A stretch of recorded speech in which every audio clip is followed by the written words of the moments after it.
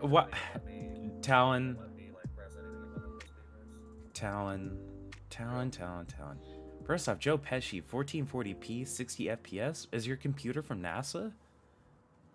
It's alright. It's like a high-end computer, but it's not like a top-end computer. Alright. Okay, now Talon. Talon. Why are we Andrew Tate watcher? I thought you were Twisty. When I saw that message in VC chat, I thought I was replying to Twisty 100%. I was fully confident. So I apologize for the aggression because I did not know. I don't even know you were being aggressive, but yeah, I lost the bet, and I followed through on my word. Hell yeah. Oh, okay, no, I didn't. Okay, I didn't reply. I Okay. it not like so. We had to change for like Tyler is the one who I lost the bet to, and he decided to change the rules to the bet. It was gonna be like my universal profile was Andrew Tate Watcher, but I immediately got banned from League of Legends server for having this as my profile. So No. yeah. No. They banned me for glorifying a sex trafficking rapist. Honestly, based, good for them. That was kind of based on, I'm not gonna lie. Oh yes. I get it, but you know, it's not me. But I lost the bet, so. It was you. Dude, I'm gonna have to have a talk with Twisty again. What happened? I'm gonna have to do it for the content. No, I was on my break the other day, and he came in, and I just like came into the call real quick, just like hang out and smoke my joint. And he was like whining about being banned or some shit, and I was making fun of him a little bit, and he got really mad at me. Yeah. I don't know. Sometimes you just set yourself up to be shit on by like young people. I don't know why you do this to yourself. Nah, dude, I didn't even get shit on, bro. I feel like I shit on him really hard. Because he was like, you're dog shit at the game. You're always going to go 0-2. And I was like, well, Twisty, at least I can go 0-2. Have fun being banned.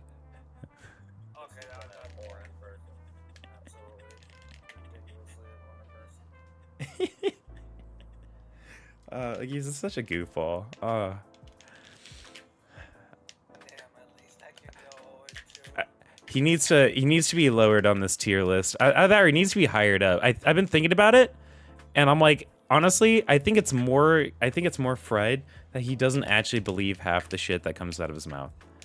Because at first I was like, nah, he's not that fried. He doesn't really believe it. But now I'm like, he's actually more fried for saying it and not believing it. Because he's just trying to be like no flux, but he doesn't have the balls to like commit to being no fluxes, you know? Wait. Nerd, go in Uncle Punch training mode. So you can test something. Then you go to Wave Dash training. Alright. Pick whatever. That was it. Have a good one. Okay. Alright.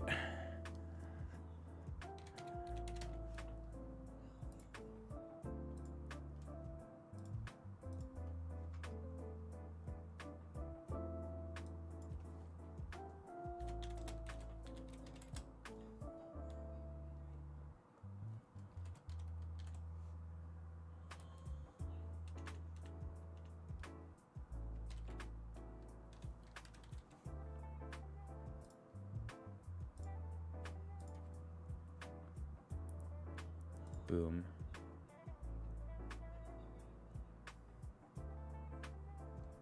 Bruh, they took up my cringe space. Oh wait, never mind.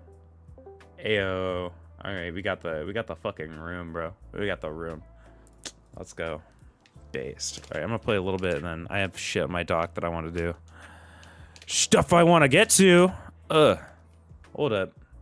I just realized. I'm not doing this like the bill of time. Hey, yo. I can't remember which one it is. Okay, we got the right one. Oh no. Oh no. My 4-stock. No. No.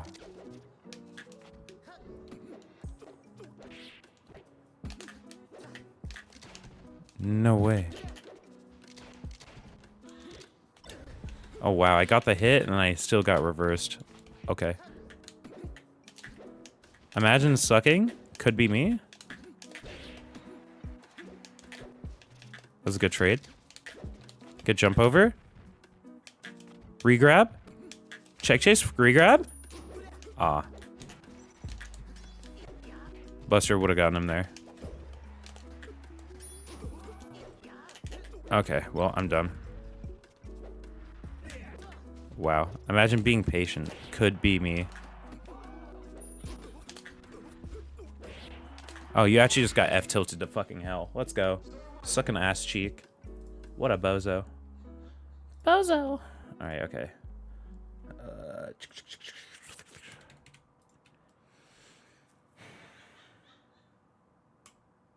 Think his subreddit is basically like Kiwi Farms, I think. He knows what he's doing. Bro, this is so sad, guys. This is so sad. The reason why people don't like Kiwi Farms is because of the narrative that was driven on the internet that Kiwi Farms doxes people and makes people kill themselves. I do not have any idea where he gets that comparison from or why. Well, I don't know why he would think it's appropriate to make that comparison. It's not at all. That's insane. That is an insane comparison to make. Especially when, remember, Oh, no. something I thought the United States did that built up a lot of credibility no. was Is it over? declassifying or releasing a ton of info, or intel, I should say, intelligence, on Russia invading Ukraine prior to the actual invasion. And I thought this was good because I think it gave the United States a lot of credibility. It showed we have a good intelligence apparatus. It showed that we had foreknowledge of something was going to happen. We made a prediction. It came true. In my personal opinion, from the limited information I have about the lead up, the week or two leading up to the Ukrainian-Russian war, it seemed like a really good credibility building exercise for the United States to call some things out ahead of time. So before I dive super deeply into the Vaush stuff, yeah, I want to make people aware of like some stuff that he does that is very bothersome to me, just so that we're kind of on the same page. Wait, what did he say? Some of this I've called out before in my up to comparison. It's not at all. That's insane. That is an insane comparison to make. Especially when, remember, something I thought the United States did that built up a lot of credibility was declassifying or releasing a ton of info, or intel, I should say, intelligence, on Russia invading Ukraine prior to the actual invasion. And I thought this was good because I think it gave the United States a lot of credibility. It showed we have a good intelligence apparatus. It showed that we had foreknowledge of something was going to happen. We made a prediction. It came true. In my personal Damn, I got blipped there. From the limited information I have about the lead up, the week or two leading up to the Ukrainian-Russian war, it seemed like a really good credibility building exercise for the United States to call some things out ahead of time. So before I dive super deeply into the Vaush stuff, yeah, I want to make people aware of like some stuff that he does that is very bothersome to me, just so that we're kind of on the same page. Okay. Some of this I've called out before. Weird preface, but all right. Kind of weird, Some of Shan. this I've called out before in the big manifesto that I did, called The End of All Things, and I think I had a big section of him related to how he misrepresents me. And some of these things are a little bit new. Yeah. It's pretty rare that I'll call somebody out for manipulative or abusive behavior because I generally just, it's so hard for me to buy that people are actually cognitively doing that. I think it's pretty exceptional for it to happen. But I think in Vaush's case, I think Vaush actually does explicitly plan out ahead of time exactly how he's going to talk about things, how he's going to present things. Yeah, he literally talked about... Now he'll respond to the responses. I think he literally talks about how he... I don't know if Destiny caught that bit where he's like, yeah, I mean, we're all streamers, we're all working off of a script. Most streamers don't have scripts. Like, I have like a planner that I recently implemented, like exceptionally recently, and it's been helping me out with this like... deciding whether or not it's worth my time to go live or if I should just want to hang out and just like live my life and just kind of like focus on being like my better me, you know? But I feel like that's not the same as like probably like what Vaush has, where he actually scripts out like things that he's going to say. And he thinks about it. He's like, what am I going to say on stream tomorrow about this thing? You know? Like he has like notes of like places to pause or some shit. And I feel like not a lot of people actually do that. It's very, very different. Like a lot of times, like when he does like a pause on a video that he's reacting to, it feels very inorganic.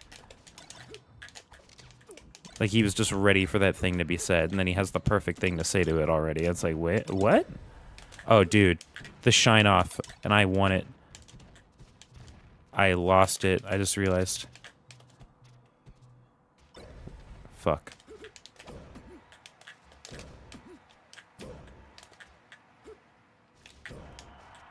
Dummy. Let's fucking go. Oh my gosh. Yo. If I win this? Yo, can I clutch it though? Watch this. Watch this, watch this, watch this.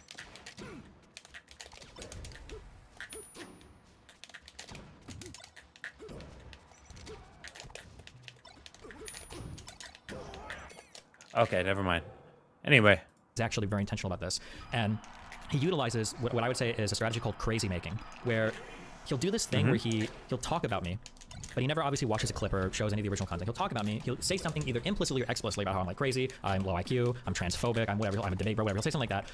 And then he'll go on. And then when I predictably, I'll respond about it on stream. And predictably, I'll be really upset because he's usually super misrepresenting whatever I'm saying. And then when people bring up my response, he'll go, oh, why is Destiny talking about me? He's so obsessed with me. Like, why does he even care? Why is he like, I don't even know why we hate each other. Oh my gosh. I feel like I'm insane because, hold on, you've made that's an insane gaslight. You remember 2 weeks before. That is an insane gaslight. Coalition building thing. He was on stream saying, I should have clips ready to go for this. Hold on, just this is what he was saying on September 16th. So I think this was 2 weeks before our meeting. Well, I would say that the ultimate like incarnation of the problem with online debate is actually Destiny. Destiny is really smart. I mean, I don't think anyone can deny that. But I think that he's kind of gone down a path where in many cases the satiation of his feeling of intellectual superiority takes precedence over anything material in the debate. The satiation of his intellectual superiority takes precedence over what integrity in the debate? What a sentence. That'd be what's actually true, or like I'll put it this way: he's been known to do the thing where he doesn't believe something but will play devil's advocate because he's like, hey, I bet these stupid lefties don't even know how to debate against it. Yeah. I've never done this before in my life. There are wow, times where I just got destroyed. That was a god punish. I did it in my conversation with Mr. Grow. I said, well, let me play devil's advocate for white supremacist arguments if you're going to talk to Fuentes, or I'll do it sometimes when Lonerbucks came in. I'm not super sold on my Israeli arguments, the one way or another about Palestinians, but I'll say like, yeah, I don't know, maybe I'll feel differently, but like, these are the arguments I've heard. But I'm never randomly playing devil's advocate and not saying it, especially not to spite lefties. Let me take this position. Yeah, you have no chance. Wow, I went for the back air and I doubted myself. And it's funny that he does this because technically Vaush utilizes this with somebody pointed out in chat when he has a thing called Alden's rule. But when he's debating somebody, they'll say like, oh, have you ever heard about Alden's rule? To see if the other person feigns information about it or knowledge about it, and they'll say, well, I just made that up on the spot. So you're an idiot. You caught the knowing knowledge that you can't possibly know about. So now I know you make shit up, right? So he literally does these in debates. Okay. That is true. That's a good tactic though, but I mean, like, I barely ever. I think I maybe used that tactic. Two times in my whole life have I ever done something like that. And it was like, it was both times, it was someone that was claiming to have knowledge in my field, like over me. Where I would be like, yeah, like I'm a nurse. And like, yeah, well, I'm a doctor. And I'm like, oh, really? That's crazy. Because typical what they're saying just sounds completely like made up bullshit. But like normally when you do that, that's like a fairly confident thing. That's not like a go-to tactic. That's normally something that like you're very confident that they're just making up bullshit, and you're very confident that you're gonna catch them in some shit. That you're gonna get them with the gotcha, you know? Yeah, you're gonna hit them with the. Oh no, I just realized. I'm glad you could probably hear it through my headset, huh? Damn, feels bad.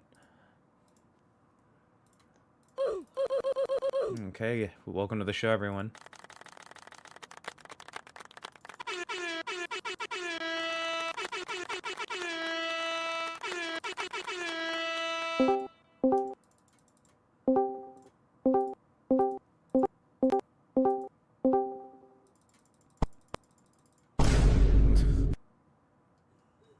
Hold on.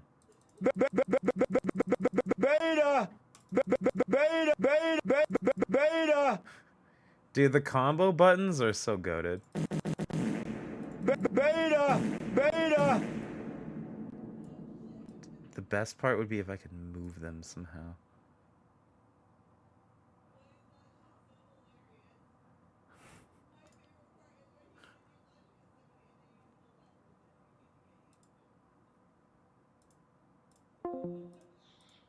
Beta. So stupid. I think he does a lot worse though. But yeah. It was really bad, Dima. By the way, Dima, if you want to like anything knowledge based on that debate, you're not gonna get it. That there was nothing there. That debate was an empty pit. Ironically, they were calling you a self-standard testing. Yeah, because people use that as like a go-to insult. Like, what? But he just uses it as a go-to insult. My debates are all public. You can look up everything. I do my research on stream. I usually cite specific things. I release outlines about my debate prep. It's not like I'm sneaking anything here. You can see it pretty openly everything I do. So I just want to make sure that people are aware of a couple things, okay? When Vaush talks about me, he never shows an original source about what he talks about, ever. That's intentional, okay? He never actually quotes me, okay? Or I gotta remember to go for that. Sentence, all right? Obviously, this goes without saying. There's never any charitability if you're trying to figure out what I've said, right? And then anytime I respond to something like him, that was good, OTG. He'll turn around and say, why is Dusty so obsessed with me? When it almost feels like he's baiting a response by how insane he is. True, he is. He is. In his characterizations of me. Oh, I'm dead.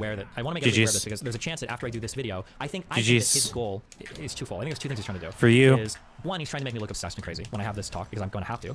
And then I can't tell for this, but I don't know if he either is not interested in the progressive victory thing or if he thinks it would look better if it died if I was the one that killed it. I think Vaush is riding on me pulling the plug on this whole thing, and then he's going to try to blame me for being too confrontational or too bridge burning about it. Yeah. So I think these true. The things gaslight are is his so goal for this. real. So as I have this conversation, I'm trying to be mindful of both of these because both of them are absurd. And I don't want this conversation to be characterized that way. But now at least if he does it, now you're prepared, you'll know. Destiny said Vaush was going to say these exact things at the outset of this. And I can prove that both of these things are obviously not true. People are saying you shit-tested Rolo on Fresh and Fit. If I did, I don't remember. But again, that was a debate that I did. I showed you guys I did research. I did a lot of reading. I took 2 days off stream prior to that debate, and I did research. I released an outline. Every claim I made was validated, okay? I did reading for it. There's a reason why they didn't contradict anything I said on that debate. Even the marriage stuff, which was surprising. I want to talk about progressive victory. No, let's go a little bit more macro. Okay, I want to talk about me for a little bit. Okay, I've been a bit on the ego arc because I've been pretty humble for most of my life. Based. Okay? There's a couple of Let's unique go. ways that I've approached doing Destiny online go. content, that have Destiny come at cost go. me, but Let's I think go. especially over the past Destiny year, go. I think it's paid off in unbelievable ways, in ways that I would have never imagined it paying off. Destiny go. I'm super lucky about all of that. Partially because of me, a lot because of you guys and how you respond. So, for the most part, I have my community engagement is very, very, very high. I participate in my chats. I used to participate in Discord, post and read the subreddit, obviously. And I have like a very particular community culture, right? Except for in YouTube and Kick, I don't really have moderators. You guys police yourselves pretty well. Oh, speaking of that, we've got misogyny rules coming up at the end of this talk too. For the most part, you guys do like a really good job. You tend to follow my lead a lot. When I start using retarded, you guys use retarded more. When I start using gay a little bit more, you guys use gay more. Now that I've stopped using that again, you stop using it. What do you mean? Good. I mean, Good job. I know I have mods in Kick and in YouTube. Okay, you guys do a great job. I love you very much. I conducted myself in a few ways that have been highly advantageous to us. One is I have a very, very high level of community engagement, so I can milk you guys for a lot, especially the canvassing stuff. And two, I have Okay, getting better as at a that. result, number one, I have a very, very highly engaged community, and two, Oh we've my kind of gosh, I walked did it to this myself! ideological lone wolf Sigma male route, in that obviously as I've traveled through the internet in both time and electronic space, we don't really have very many allies, we don't really have very many friends, we don't really have any political camps that we can fall back on for support, and for a long history in the stream, kind of being like a DGGer has been a little bit rough because basically everybody hates me, okay? True, Everybody hates me. Everybody on the right, everybody on the left, that's kind of rough. And for the most part, It it's still kind of like that. stings. But we've actually grown to a size to where that's not a True. big deal. My Also community very and my true. reach have gotten far, far, far larger than I thought could have happened in this short period of time. I'm being totally honest, probably than I thought I could have ever gotten without me doing some crazy shit. Some of this is influence. I take a lot off of anecdotes. I'm not a perfect person, so a lot of these things come off of like single conversations. But I had a conversation with an old friend that I'd known. I maybe talked to her like 5 years ago, and talking to her was very interesting because she told me, "Hey," she said, "what you do is really important." And I'm like, "Okay, thanks. I guess it's funny." And she's like, "No, 5 years ago when I followed you, nobody knew. None of my real life friends, nobody knew who you were online. Like nobody really like you existed on Twitch. You did political stuff. That was cool. But nowadays, everybody has at least heard of you, and a lot of people are talking about like a lot of the things that are peripheral to your time, which I thought was really interesting. And then it seems like when I travel places now, yeah, I get recognized in a lot of areas by a surprising amount of people. Like, yeah, so. We've maintained this path where we're kind of like the Sigma political opinions. We don't really ideologically name with the party. We kind of do our own thing. We've made a lot of enemies, but for a couple of reasons, it's worked out really well. I think one is because I think genuinely I do try to get things right. As much as people might call me a sophist or whatever, I do a fair bit of research. Personally, I'm embarrassed by the amount of research I do because I know I always do way more. But as far as the space, I probably do more than 99% of people in the space because they're not very intelligent and honestly don't really care about having the correct answers, care about aligning with their particular ideology, right? That's why even people that seemed really smart, and I noticed this a lot. Damn, that Dawson debate was so eye-opening. People that seem really smart, like Nick Fuentes or Ryan Dawson, with the correct preparation will crumble. It's not like you prepare to fight them. Like I thought when I would do research for Fuentes or Ryan Dawson, I thought I was preparing myself to get into a big fight with them, but I was actually preparing myself for a massacre because the smallest amount of prep just causes their positions to completely collapse into whatever partisan entity they believe in. Like that's insane. Yeah, so our reach has grown. We do really good as a community. We've obviously our tendrils have grown to a lot of different places on the internet. I'm very happy about all of that because yeah, I try to get things right. I think I generally conduct myself in a really above board way. Obviously, despite Mr. Girl, I've never anybody done anything weird with any women ever. I don't think I've ever scammed anybody. Like the worst thing I've ever been involved in was selling NFTs, which you guys are too retarded to even understand. I'm still right about that. F you. But for like the most part, and they were not. That's when I say sell NFTs, it sounds even worse than it was. Okay, but for the most part, there's never been and there never will be anything like leaked about me or weird about me or like Destiny over this person or blah blah blah. Like I'm pretty sure most of the time stuff. How's that not a hit? It's either been like I'm being Coomer Brain or I've been like more generous than I probably should have with a particular person. Okay. True. But I think True. all of this has helped move this community in a good direction. I think I'm a pretty good role model for online conduct, except for maybe I'm too aggressive or mean to people. A few years ago, I think I was. But I think I've generally gotten a lot better at that in terms of managing how hard I go on individuals on Twitter. That's obviously been toned down a lot. And then my general welcomingness and conversations with most people has been pretty good. Yeah, very, very, very high level on all of that. Okay, are we done with the blazing? Yeah. So even though it's been hard to walk the higher path and to not like go crazy, and there have been times where the Demon Mama Fortune thing, I don't think it was real, probably dumb. the Hassan comment about the brothel, even though that was true. I guess I shouldn't have. I was trying to hit him with Vaush comment it. about dying to his keloids. I still stand by. Yeah, for the most part, I've done a pretty good job at conducting myself. Now, again, I'm not perfect, and again, I want to stress. Dude, it is Mario very, just very, very, fucking very, very lives. hard to be above board with these comments. It is very hard to be above Damn board. it! Oh, no! And there have been times where I wanted to like block August or leave like groups. I think I actually have left the autism group chat. I think I left once because I was so triggered by the comments there, and I came back obviously. But it's hard to have people correct me all the time because I have to conduct myself at such a higher level compared to these other people who can just lie and lie and lie and lie and lie and have no shame about it. I think that's probably the thing that I say I'm jealous of, but I'm glad that we've done the community. But I'm so envious of people being able to just totally lie about a situation and nobody calls them out or cares. But that's because of the kinds of communities that they've built. But I think that's capped a lot of their growth. Now I think I've hit a point where my behavior is starting to pay dividends in terms of my community size and growth and projection, and their behavior is kneecapped them and capped their growth pretty substantially, which I think is good. That's good. Ideally, right? The karmic game is paying off. Okay, so that was on a macro broad level. Coming down a little bit more specifically, I'm a man of humble origins to some extent. My family kind of grew up, I would say, upper middle class because they had high disposable income, but they were bad at managing debt. So as soon as my mom quit her job, my childhood home, we got foreclosed on in about 2 months. We moved into another house. We got kicked out of that. Then we moved to a slumlord house where my dad tried to work with my uncle to repair the house. We got kicked out of that house. And then I lived with my grandma from 16 to 18. And then I worked, et cetera, et cetera. You've heard my life story a million times. There's a million YouTube videos you can talk about if you want. But then from the start of my career onto now, oh fuck, I should have written a note for this. I got into politics around 2016, and I started to grow and do more things, and maybe like 3 or 4 years into it, something that I noticed is that like there has to be a way that I can kind of give back or contribute a bit more. So if you've talked to people by this point, if you've talked to people online and offline that have talked to me or seen me or been streamers in other contexts, I'm the exact same person online or offline. That's just the type of person I am. Sneako's mentioned that I debate people in real life. I think Far has mentioned it. Like everybody has, yeah. The things that I talk about online, I feel very strongly about offline. I don't fake anything for stream. I don't have fake outrage. I don't pretend or any bullshit. If there's something that I feel strongly about on the internet, I'm going to fight about it in real life. Whether it's a girl I'm trying to hook up with, whether it's another streamer, whether it's my mom or dad, I'm very, very, very genuine about all my positions. Another thing that I feel, and I've given this speech a few times, is that my political positions kind of reversed from being super libertarian to more left-leaning as I started to make more money, because I saw the difference in my life between when I had a ton of money and when I had no money, and that having a lot of money makes your life significantly easier in ways that it shouldn't. So for instance, if you have more money, you should have nicer cars, okay? I think that's like a reward you get for money. That's fine, I don't care about that. But what I do care about is things like the legal system becomes far more navigable. You can get on things like DUIs or speeding tickets, not that I have any DUIs or anything, but like everything in life becomes far easier to manage, like problems, health issues, parental issues, stuff like that become far more easier to manage. And then as I got more wealthy, I basically noticed that like, damn, life is so much easier. It was like a frame perfect input to escape that trap. That's so like, fucked. Like, I'm okay with paying like higher taxes, okay? But not in California because I don't know where that tax money goes. Fuck that. Right? But that's like an example. Out of here! Out of here! No way! Fuck you! Positions. As you go forward, especially if you've got certain gifts or talents, there are ways that you are almost obligated to give back in the world, I think. The only reason I've gotten as far as I have, or I exist, is because, some nerd, figured out how to turn ARPANET into the World Wide Web. People figured out how to make planes and air travel possible. People figured out medications. People figured out how to deliver babies safely in hospitals. Like all of these kind of like cumulative achievements of mankind has allowed me to be where I am now, right? We all stand on the shoulders of giants very when they based. came before us. So when I look at political streamers, it's very or meta. Specifically, when you start to make way more money, and you start to do stuff, like the obligations on you are higher, right? It's not enough for me to make like $1 million and just sit in my house and talk about how important political causes are. It feels goofy to me, right? Like I'm making more money now than some candidates like raised in an election cycle. And why would I just sit in my house and talk about politics when I can have some real world influence? So a couple years ago, I started thinking like, okay, well maybe we can bring people on and interview them, right? I'll bring on smaller politicians that are running for house races. You have an eye booger in your right eye? Do I? I have like a sty on my eye, but that's like been there forever. Oh, this thing? That's just there. It's a part of me. Okay. So I started, we started inviting politicians on. We started inviting people running for house races. We had that one funny lady I say funny lady, not funny lady. She was funny in that she was humorous, but she was a really cool lady that was running for, I think, school superintendent in Tampa, or skin tag, whatever. Yeah, not a sty, a skin tag. Yeah, and that was cool, but those interviews didn't get very many views. People weren't as engaged for them. Local politics is hard, whatever.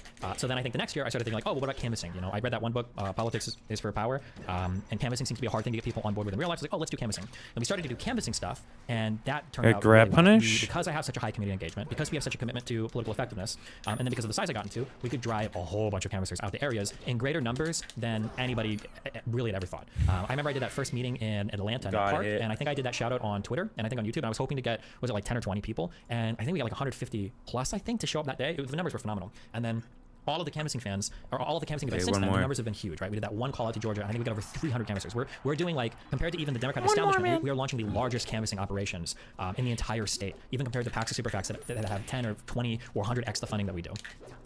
Yeah, which is good. So I feel like I like the obligation, because I feel like I have an obligation, and I probably shouldn't beat myself up over it so much, because I think I'm kind of hard on myself, because I'm an amazing person. But I always think of like, I feel like I can always do more, right? Like I see there are still times where I play video games or masturbate or whatever, and I'm like, probably there's like more time in my day where I can like contribute more. So this is why I've like reached out. I've got like other people working under me now. I'm trying to like do more management shit to kind of extend our influence in more areas. Okay, so all of that, past all of this, okay, is we have Progressive Victory with Brianna reached out to me. I have a meeting with them tomorrow morning.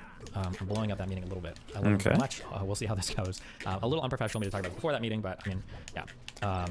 I had Progressive Victory reach out to me. Brianna reached out to me. Or really, Brianna reached out to me as a liaison with them. I actually don't know what that word means, but I think I'm using it correctly. Like a representative of a company organization. Yeah, basically, she reached out to me about potentially working together to expand my canvassing operation sixfold more than that really for next year. We'd have 6 different canvassing houses that we would be funding them like crazy, and that sounded really cool. Damn, dude, I was just ready for that. That's crazy. Well, one, it's just cool. I have 6 different houses that are working for long-term canvassing, 6 months. That's awesome. 2, it's going to give you an opportunity to be really politically effective in the real world, which is something that's like my dream, right? I want you guys to do more than just tweet or play video games or do whatever. I want you guys to like be out in the world, like making changes. There's a lot of people, not a lot, but there are several people I know personally, so probably a lot, that went from, they did one canvassing event in my community, and then they went into the real world, and now they're like still politically engaged to this day. They were so inspired by doing those events that they wanted more political engagement. So that's cool. It allows me to iterate on my canvassing projects with Sejin, right? We can find out what works, what doesn't work. We work with campaigns. I truly believe that there aren't really effective canvassing operations in the United States. It seems like ground that, for as effective as it can be, it's not treaded on very often. It's hard to find resources, hard to find people to talk to about it. Yeah, I truly do believe that in like 2 election cycles, we can have some of the most effective canvassing, I think, in the country. I really do believe that. And I'm not so much talking up myself as I am talking down all the other canvassing stuff that exists, because it truly does work off the backs of people that have a whole bunch of other motivators affecting them at the end of the day, right? I'm not here for clout. I already have my clout. I'm not here for money. I already made my money. I'm not here to get elected. I would never get elected, and I don't give a fuck. And I'm not here for partisan politics. I don't give a fuck about the Democratic establishment. I don't give a fuck about progressives. I don't give a fuck about Big Sigma male grind set. And those positions right now basically have me on a vote blue. I would never vote for a conservative in the United States right now. Like the party of Donald Trump, right? That's just where I'm at right now. So Brianna reaches out to me to do that sort of project, and of course I'm like, yeah, this is awesome. The idea that you could connect me to, 7 figures worth of money potentially from other funding sources to expand my canvassing projects. I don't have to personally fund it. I don't have to worry about money. I don't have to go to my community to fund it. That would be awesome. Okay. That would be pretty based. Okay. Cool. So that's kind of where Big W. That's where I'm at. My mind is at for that stuff. So part of what Progressive Victory wants to do, and they're pretty public with all this, so I'm not exposing this. Part of what they want to do is they think that having a coalition of people, having a coalition of streamers working together can somehow insulate us from a criticism of a singular streamer. Meaning that if it was Progressive Victory plus Destiny, Destiny now becomes a liability for any campaign that we want to work with. And while I kind of agreed with that initially, I don't know if I agree with that anymore, because I don't know if one problematic streamer is necessarily worse than 5 problematic streamers. Something that I will say about the White House stuff is I don't want to expose my sneaky tactics, but I think this, I don't know. I think all of us passed, or I think all of us failed the social media checks. I think every YouTuber streamer did. I think. Oh, no. I could just be totally making that up, but I think everybody. What does that even mean? Okay. Which is fair, because they're looking for very friendly stuff. Now, that doesn't mean that some comments might not have red flag them as much as other comments from other individuals, but yeah, I'll just say that. But that's not really relevant for anything. Progressive Victory wants a coalition of streamers. Now, I don't mind working with a coalition of streamers, okay? However, there are a couple of realities that I'm bringing into these conversations that I'm going to be standing a little bit taller on, okay? There's a big self-glazing stream, so if you don't like me self-glazing, I'm Which is pretty funny because he is mad short, but... I bring more value to the canvassing space than probably every left-leaning streamer combined on the internet right now. That's just bar none. I'm pretty sure that if I were to mobilize my audience for canvassing, actually, I'll make a stronger statement. If I dropped out of doing canvassing, the audience that I mobilized last election cycle will be bigger than every other left-leaning streamer combined this next election cycle. I put money on that. I know that for a fact. My audience is very engaged, and more importantly than my audience being engaged, or as important as I'm engaged, okay? If you want to make these canvassing events work, you have to feel passionately about it. It's not just a shout out that I do randomly, and you have to go to the events, okay? I don't know how many people would go to my canvassing events if I wasn't there. I think when I was in Omaha, I think I was traveling once a week. I thought I had core incendiary at Overflow. No way. Okay, well that's but I'm showing up I think I showed up at every single major canvassing event. Somebody could be wrong if you correct me on that, but I'm pretty sure I showed up at every single canvassing event. So yeah, so there's 2 things going on here. My value in this space is really high because I have the most engaged audience. And my value in this space is very high because I am incredibly engaged. The canvassing is very important to me. It's probably one of the projects that I'm the most proud of for anything, okay? Even when you were sick. Yeah, true. Okay. Okay, so that being said, I'm doing the skeleton of this combo on the fly, so I missed something. I might go back and do something. I've got a bunch of notes. So I'll probably refer to these at the end of this if I miss anything. Ooh, okay, he did make a script. When this talk of working together started, a lot of people in my community of Vaush community got super triggered at me because initially I floated the idea publicly of demanding like a retraction or an apology from other streamers if they were going to work in this coalition. The reason I did that was for a couple of reasons. One is because I can't work with people who are actively sabotaging my political efforts, and I will include like me existing on the internet as part of that. So yeah, so like Fair. one of the things that I'd written down for this is, for example, it can't be that Vaush and these other people are labeling me transphobic or evil, blah, blah, blah, because what if we're in the middle of doing our canvassing stuff and some drama pops up? One thing that's happened recently, I hope this changes my life soon, but because of personal things in my life, mainly my parents, their finances, my mom's health, Melina, her accounting stuff and her taxes, and then my living situation and expanding my business, I'm stretched really hard right now. I can still handle it, but if canvassing issues become a thing, and now I've also got to deal with all my personal stress, and I've got to fight over some drama pops up related to canvassing, and I have all these other communities working against me, while I bring the most value, while I'm the most engaged, and while we're all sharing the credit, and they're doing little to nothing to bolster the efforts, and they're starting to actively tear it down, I already know in advance I wouldn't be able to handle that. I'll become unhinged, and I will go unhinged, and I'll start nuking houses, kicking people out. It will happen. I already know it. I can see that in the future. I won't be able to handle it. So if I'm gonna do this type of canvassing thing with everybody else collaborating, I need them to be coming into this with like open eyes, open hearts, and like huge drives to make this work. And I definitely didn't see that from Emma. I think she gave one minor shout out. No, actually she did. I think they just mentioned me debating her, I think one time on the majority report. And I see the minimum effort put in by Vaush, and the only reason why his effort translates to anything is because of our shared crossover. Like the Wisconsin thing, and I've asked multiple people, this Wisconsin thing is mostly my community, but somehow Vaush tries to take credit for it, and even his community tries to take credit for it. Weird like, champ, but for okay. instance, I've seen like this tweet among many. I saw somebody link this. Destiny has recently been casually streaming with and platforming Nick Fuentes. Vaush's community has recently been canvassing in real life and now has a reliable system for organizing that will extend into the future. I'll never regret my choice to leave DGG. So to be clear, I was the one that started the canvassing of the streamers. Vaush's contribution was they made a website where people could sign up and nothing happened. Okay, just as a heads up on that. Okay, so I don't want this history rewritten. I know this is a person earlier. I don't want this history to be rewritten where other people now are starting to share credit for something that I'm building while simultaneously trying to destroy me and redact me from the internet. Unfortunately, I've conducted myself a lot since about 2 years ago where I'm like, oh, I don't care what people think about me online. I don't care if I get credit for, you know, a lot of things I probably should get credit for. But now actually, as self-aggrandizing as it is, I kind of need credit for things because now my credibility is important when it comes to managing these events and fundraising money, right? If I go to a person, if I go to a super PAC, or if I've got to communicate with a super PAC, and they're like, okay, well, I know that Destiny wants to raise money for this, but like Vaush and everybody help too, right? Let's bring them in. That is not the conversation that I want to happen, you know? I saw that Rokana, whoever does the publicizing for him, like posted on their website, for instance, that Rokana, Emma, and Vaush had a conversation, and I wasn't even listed on the site. Now, I think it's probably because they just copied the title from the YouTube video, and those are the first names listed, but still, okay? And then I'm seeing like canvassing efforts are brought up by, you know, Destiny and Vaush's community, and it's like, okay, yeah, I need to, if I am that gonna would share be space with these triggering. people, Oh my they have to gosh, be making that'd a be really mad high annoying effort to come me. into the space and share these platforms with me. I don't think it's unreasonable for me to ask that when I've made great time sacrifices. Again, I flew out to every canvassing event I did. I've made potential community sacrifices because there's always drama and there's always weird shit that can arise. I know nothing did, but again, imagine if one of those houses had like a sexual harassment scandal or some guy did like the N-word bullshit like one of those houses, right? Even though things go well, you never see liability until it happens, right? There is a lot of liability for me at all of these events because things can always go wrong, things can happen, things can go crazy. And I'm taking. Did I say the first thing was time? The second thing was liability. And the third thing was money. I think so far. I think I've spent collectively. I think I've invested. I'm pretty sure over $100,000 of my own money into buying hotels, flying people out, paying for food. I think in terms of just like personal spending, I don't think my community has. I think my community raised like 10 or 20,000 once, but like my own personal funds I've dipped into about $100,000. Okay. So the credit thing, I have to have that. I have to have the reputation of being the one person that did that because when I talk to sponsors, I say sponsors. I'm sorry. When I talk to super PACs or PACs or people that want to fund these projects, they have to know that it was just me. Okay. I can't share the stage people aren't willing to know. Yeah. Okay. Anyway. Moving on from that.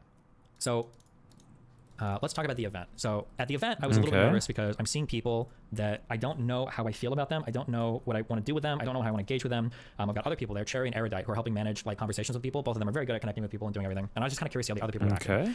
I want to be clear, I'm not naive. Even though I come up as very forgiving on stream, it's usually because one is content and two is because I don't hold grudges against people. If I seem like you're really making a change going forward, I'll give you another chance. I'm pretty good or bad about that, depending on how you see it.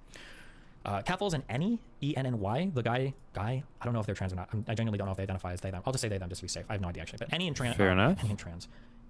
Enny was the one that was trying to vandalize my Wikipedia, and Catfuls was the big argument, obviously, that everything happened.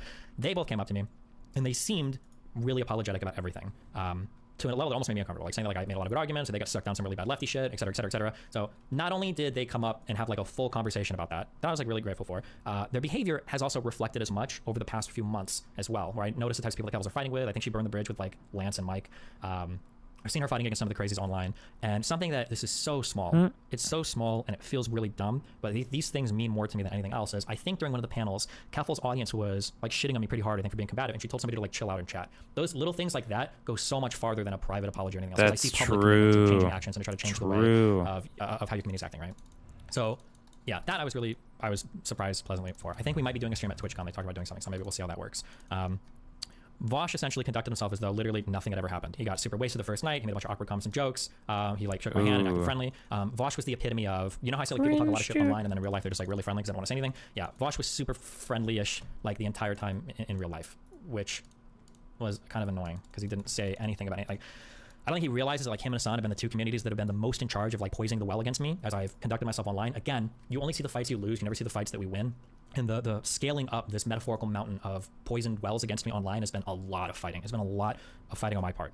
Yeah, it's, yeah, like people on Twitter, the people screaming reporting my accounts, people that don't like me in Discord, right? There are so many people that I meet. Almost nobody on the internet has a neutral opinion of me. There are so many Vaush and Hassan fans that reach out to me that's like, oh, like when did I, because I asked, I was like, you watch Vaush, you watching, how the fuck did you switch from one to the other? And over and over and over again, this happened so much even the past week that it was, oh, I watched one of your videos finally. And like that was all it took to like shatter the illusion of, oh, he's not like a transphobic, horrible, evil piece of shit.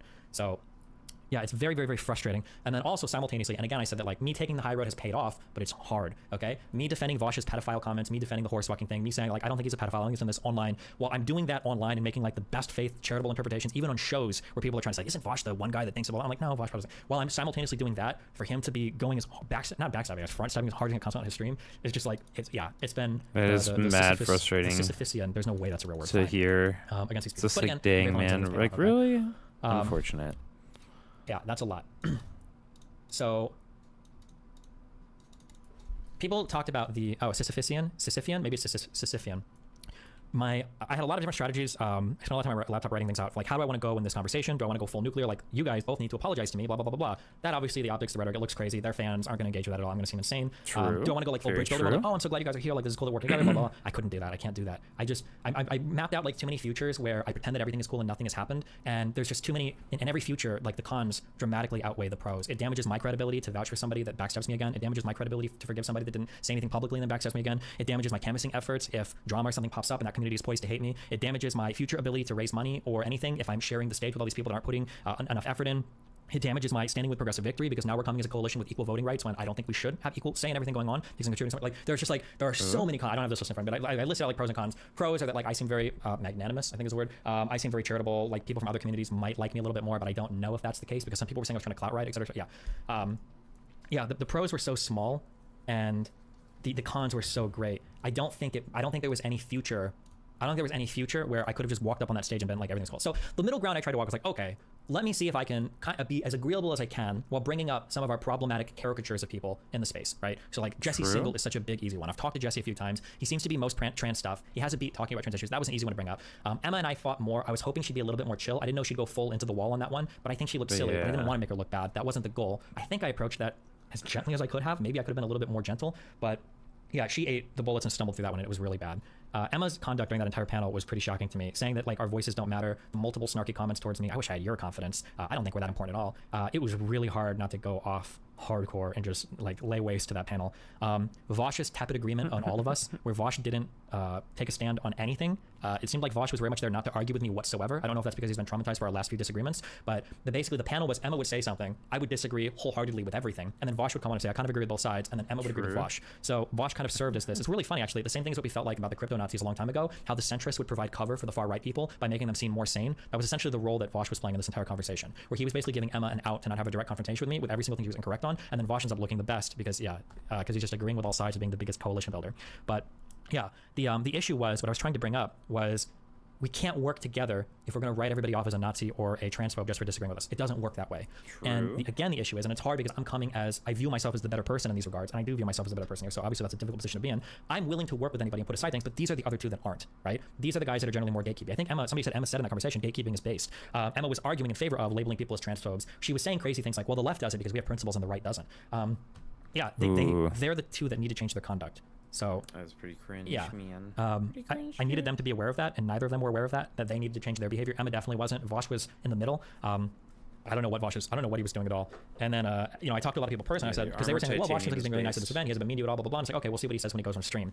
And his response yesterday, that was the reason why, I haven't said anything yesterday and the day before, is because I was waiting for them to go on stream and give their take first, because I know Vaush is waiting to blow me up and say, I'm the one that's unplugging the whole Progressive Victory thing. I'm the reason why the coalition's falling apart. I'm the combative one. I wanted him to give his take first to see if he would try to set me up for it. And he tried to set me up for it, but he's also making mistakes, I think, of his own that I can point out.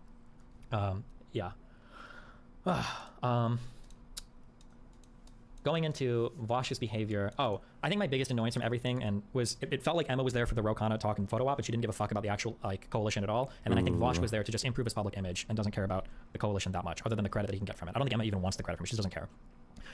The frustrating thing about Vaush is that Vaush is literally like my antithesis of like his appearance is very good, very clean. His speaking is very good, very clean. He sounds very he just comes out. He's a very good public speaker. He's very good when he talks to people. Yeah, he can work a crowd decently well. He was good in his conversations with everybody. Yeah, Vaush did really well. But he's an actual like evil snake in the way that he conducts himself. And then meanwhile, I kind of have this like frumpy, grumpy, angry, chip on his shoulder appearance to everybody. And I feel like I'm the nicer, better person here. So it's very difficult to work through those because when Vaush conducts himself in such a way, I can't call him out, right? Because I look unhinged. And it's very hard to work against that. But when we talk about coalition building, because people are going to say that like I'm blowing up the coalition or I'm being unhinged or blah blah blah blah blah. Okay, I just wanted to be clear. All right, I have been a master socializer the past like probably 6 months to 8 months of my career. Okay, I have talked to so many people in so many different spaces. People talk about me as being like a bridge builder, etc. I know that kind of like carries forward as a meme, but compared to Vaush, okay, oh yeah, the Ben Shapiro debate is coming up next month. Okay, Vaush is unironically a crazy bridge burner. Really? Okay? No way. He comes off as very smooth talking, very charismatic. He carries himself well at events, but Vaush has literally been stuck in a fortress arc on his stream for like a year. He's burned all of his bridges to major content creators. He doesn't work well with anybody at all. The people that were around him are crazy, right? Demon Mama, is President something of Vaush Order? I don't know. But yeah, Demon Mama, the mods in his community, like all of these people are stuck in the worst part of like the Twitter leftoid sphere. Yeah, that gay fesh guy. Yeah. And then also, the only major growth, I didn't bring this up on stage, but this would have been a killer point, but it would have been way too combative. I was really close to doing it. The only major growth that Vaush has seen in the past year of his declining channel was last month, and that was exclusively off of hardcore shitting on Anna from the Young Turks, okay? This is the only time, this is the most viewership he's had in over 2 years. The only reason he got this was because he went hard. I think he called her a retarded bitch for Anna Kasparian. Yeah, it's the only time he's seen big channel growth. Was the fight, and then every other, yeah, he might not have called her retarded. He might have just called her a bitch. Sorry. But yeah, like that's how is this coalition building? Yeah, it's not. It's clearly not. There's a reason why his growth is stagnated. There's a reason why he doesn't talk to anybody or reach out. There's a reason why even his community gets upset at that. Yeah. Yeah, in terms of community disposition towards people, this was another point that I want to talk about. This should have been more structured, but one thing that really triggered me was, so Vaush does a thing. Oh, this is where I should have asked my Autism Squad for threads. Vaush does this thing where when he references me, remember, he never shows links or sources. He just goes off of what he wants to say, and then that becomes the established reality. Something that really triggered me was two things that triggered me. I got triggered both times. One was, after me and Vaush did our performance, my subreddit, from what I saw, and I check my sub pretty often, my subreddit was massively favorable towards him. They said so many nice things. He was handsome, he speaks well, he's funny, blah, blah, blah. So many threads, the friendship arc, blah, blah, blah, blah, blah. For the first friendship day, arc, yeah, this it's thread was over making now, friendship dude. arc It feels jokes bad. The first day. But after that, even though we were on a panel together, his whole subreddit, even though we were on a panel together and Vaush was agreeing with almost every point that I was bringing up, his subreddit, they called me contrarian, they said I was a fascist, I was a Nazi, like horrible, horrible, horrible treatment of me. And looking at both sides of this, that my subreddit could be so nice towards him when his roommate basically got my Twitch partnership axed. And then his whole community has always been like, spam reporting my shit. Vaush came from Shit Reddit Says, where he was trying to get me banned like 12 years ago from the internet, right? Like all of his community posts hating me, tearing me down, spam reporting my shit, calling me a fascist, a Nazi, poison, blah, blah, blah, blah. His community hated me, and then my community was nice towards him. Yo, what's and up, then Max? my towards Vaush's, his whole website What's exists up, on the internet. Max? One, he came directly from my community, being willing to platform him, have a conversation with him, talk to him, promote his stream. And then two, his website is a ripoff of mine because I decided to open source my shit a long time ago because I thought it would be nice to give back to the community. Okay. Yeah, the disproportionate treatment triggered the fuck out of me. So Here's the what thing we're that gonna do bothers to me the most is fix. that Vaush came in, he called my subreddit Kiwi Farms, and then he said that my subreddit changed my approach to the panel to make me hate him, when my sub was posting all nice shit. And I think people in my sub, I'd have to go back and find it, but I think people in my sub were literally saying that like it's cringe that Destiny's gonna try to force an apology that's bad optics. And for him to go in and say my sub was shitting on him, so it made me It be is mean to bad him, optics. And then for him to say my sub is Kiwi Farms 2.0. I'm like, It's terrible bro, optics. He's just, the problem isn't even like a mischaracterization. Optics I think it's annihilation more right intentional than there. that. I think he's like literally lying. Top post in the R Destiny versus top post in our Vaush. Friendship needs to stop. Our sub is praising Vaush more than Destiny at this point. What was this? It was worth it. V. Steven, legacy 1,000 upvotes. It's obvious not only my hand's been cold, my heart has been. Oh yeah, people are making all these memes. Let's see for Vaush's sub. What was it? Vaush, what was your favorite part of the panel? The part where one of the members was being unnecessarily contrarian and tried to compare the streamer donations the left gets and the institutional funding the right gets. Yeah, I turned the stream off after that. And the part where he used the panel to be a contrarian and explained we should listen to Jesse Single. Yeah, like his subreddit was shitting me so fucking hard, and he was trying to pretend that yeah, he was trying to pretend that my sub was the one that was doing it, but Unfortunate. also, yeah. The majority report, obviously, I watched their subreddit. They hate me too, but Emma doesn't even seem bought into this. He said you were on your Nintendo Switch playing a blocks game. Yeah, when we were at the bar. No, when did I play my Switch? Oh, I think I only no. played my Switch when we were on stage leading Oh, up to the talk no. because they said that there was no Oh, I played Oh, it afterwards, no. 'cause I was I'm irritated playing I was already kind of Mindustry. unplugged at that point. Honestly, I should have been more nice at dinner. I'm playing Mindustry. It's a factory game. It's a Give lot of Vaush a fun. bigger chance to fuck up. It's like a He said tower he should fuck defense up on his game, own, so, but okay. I'm I just was pretty I'm just chilling out in unplugged from creative everything that mode, happened. I just felt like doing I felt like I've been taken factories for a and ride on doing all this. a Like, mod again, I don't pack. wanna, and PV can always correct me if I'm wrong. If PV wants to come out and say Destiny is overestimating his influence here, that's fine. I could be wrong, but I'm pretty sure like this Rokana stuff and everything probably only happened because of my level of influence. And it feels like basically Vaush and Emma took advantage of that to join this event, writing off of what's largely been my work to get photo ops and conversations with Rokana, and then to continue to have their communities hate me. And that's like me, dude. Why would I even be involved in that? That drives me crazy. In terms of like the coalition building thing, because people are, again, I'm just getting ahead of this. People are gonna say, I unplugged this, okay? Here is like a question. Let's say that Vaush wants to make this coalition thing work, but he doesn't want to, but let's say Vaush doesn't want to like repair the bridge with me or be nice or apologize or whatever, which is fine. Why would he just not say anything? Why would he go on his stream and talk about how like my community is Kiwi Farms 2.0 and talk about how like I was autistic during blah, blah. Why would he go on stream and why would he say anything bad at all? Why would he just not say anything? Like, I feel like even if asking for an apology is too much, which I don't think it is, why would he say anything at all? Why not just not say anything? Yeah, why not just have like a community ceasefire and just say like, okay, also keep in mind, as we go to this event, and we're working on this coalition, I'm pretty sure I'm a banned name. If not in his chat, I know I'm banned in his subreddit. no. You can't even talk about me on his subreddit. Andy's got me blocked on Twitter. So like, this is the coalition that we're building where I'm blocked. You can't even talk about me on your server without getting banned. And you're still making up lies about my community the day after? Like, that's insane to me. Do you think they would be open to that moving forward? Well, so here's what I'm probably gonna go into my meeting tomorrow with Progressive Victory on. We'll see. But from now on, I don't think that I want to work with other streamers as just like let's try it and see if it works. I need them to come to me and make a show of good faith first. Well, I mean, like, depending on our history, obviously. Like, if Lonerbox or if IRI were like, I'm like, hey, I want to work. I don't need, like, obviously, these guys are cool. I trust these people. They haven't said anything weird. But like, if I don't think Emma cares, I don't think she's gonna do anything. Later. See ya. But if like, Bye. Peace out. if like Vaush or whatever wants to come and work with me, it can't be like the default assumption is we're working together and we'll just see how it goes. It has to be like, okay, I need you to make some major announcements to your community, and I need you to try to make some community changes. It can't be that we're gonna start off with your whole community being a transphobic Nazi, and then we're gonna go from there and see how it goes. There needs to be a show of good faith. Otherwise, I don't think I want anything to do with that sort of coalition. I'm not gonna start on ground zero assuming everybody's good faith when these people have been actively, witch hunting and killing me, for I was gonna say for months and months, but for years. Does this include Keffels? I think Keffels will be willing to make public statements. We'll probably stream at TwitchCon and we'll talk about that more there. So yeah, I need like public commitments from people before moving forward. I think that's a fair thing to talk about. I'm trying to think about how I want to navigate this in the future, but I don't like my people working with Vaush's people for canvassing and it being called a Vaush canvassing event. I have to be careful how I thread the needle on that because obviously people will just leave my community and go work with Vaush, and I'd rather have it be a joint thing than just that. But I'm a little bit frustrated about the Wisconsin stuff for people saying like, oh, this is majority Vaush's community, or like this is Vaush's community, and Vaush did all this, blah, blah. Not really, okay? Look at rule number 5 of the Vaush subreddit. Wait, what is rule number 5? Posts need to be related to approved topics. Finally, Restream. No Destiny post / comments. Giga Chat update. Yeah, I don't want to commit my audience to their efforts when the community's trying to destroy my community. Yeah, I think it's important to remember, and it sounds shitty, but I think it's important. If Vaush's community had it their way, I wouldn't even be a streamer, right? I would be banned off of everything. That would be like their drive for me.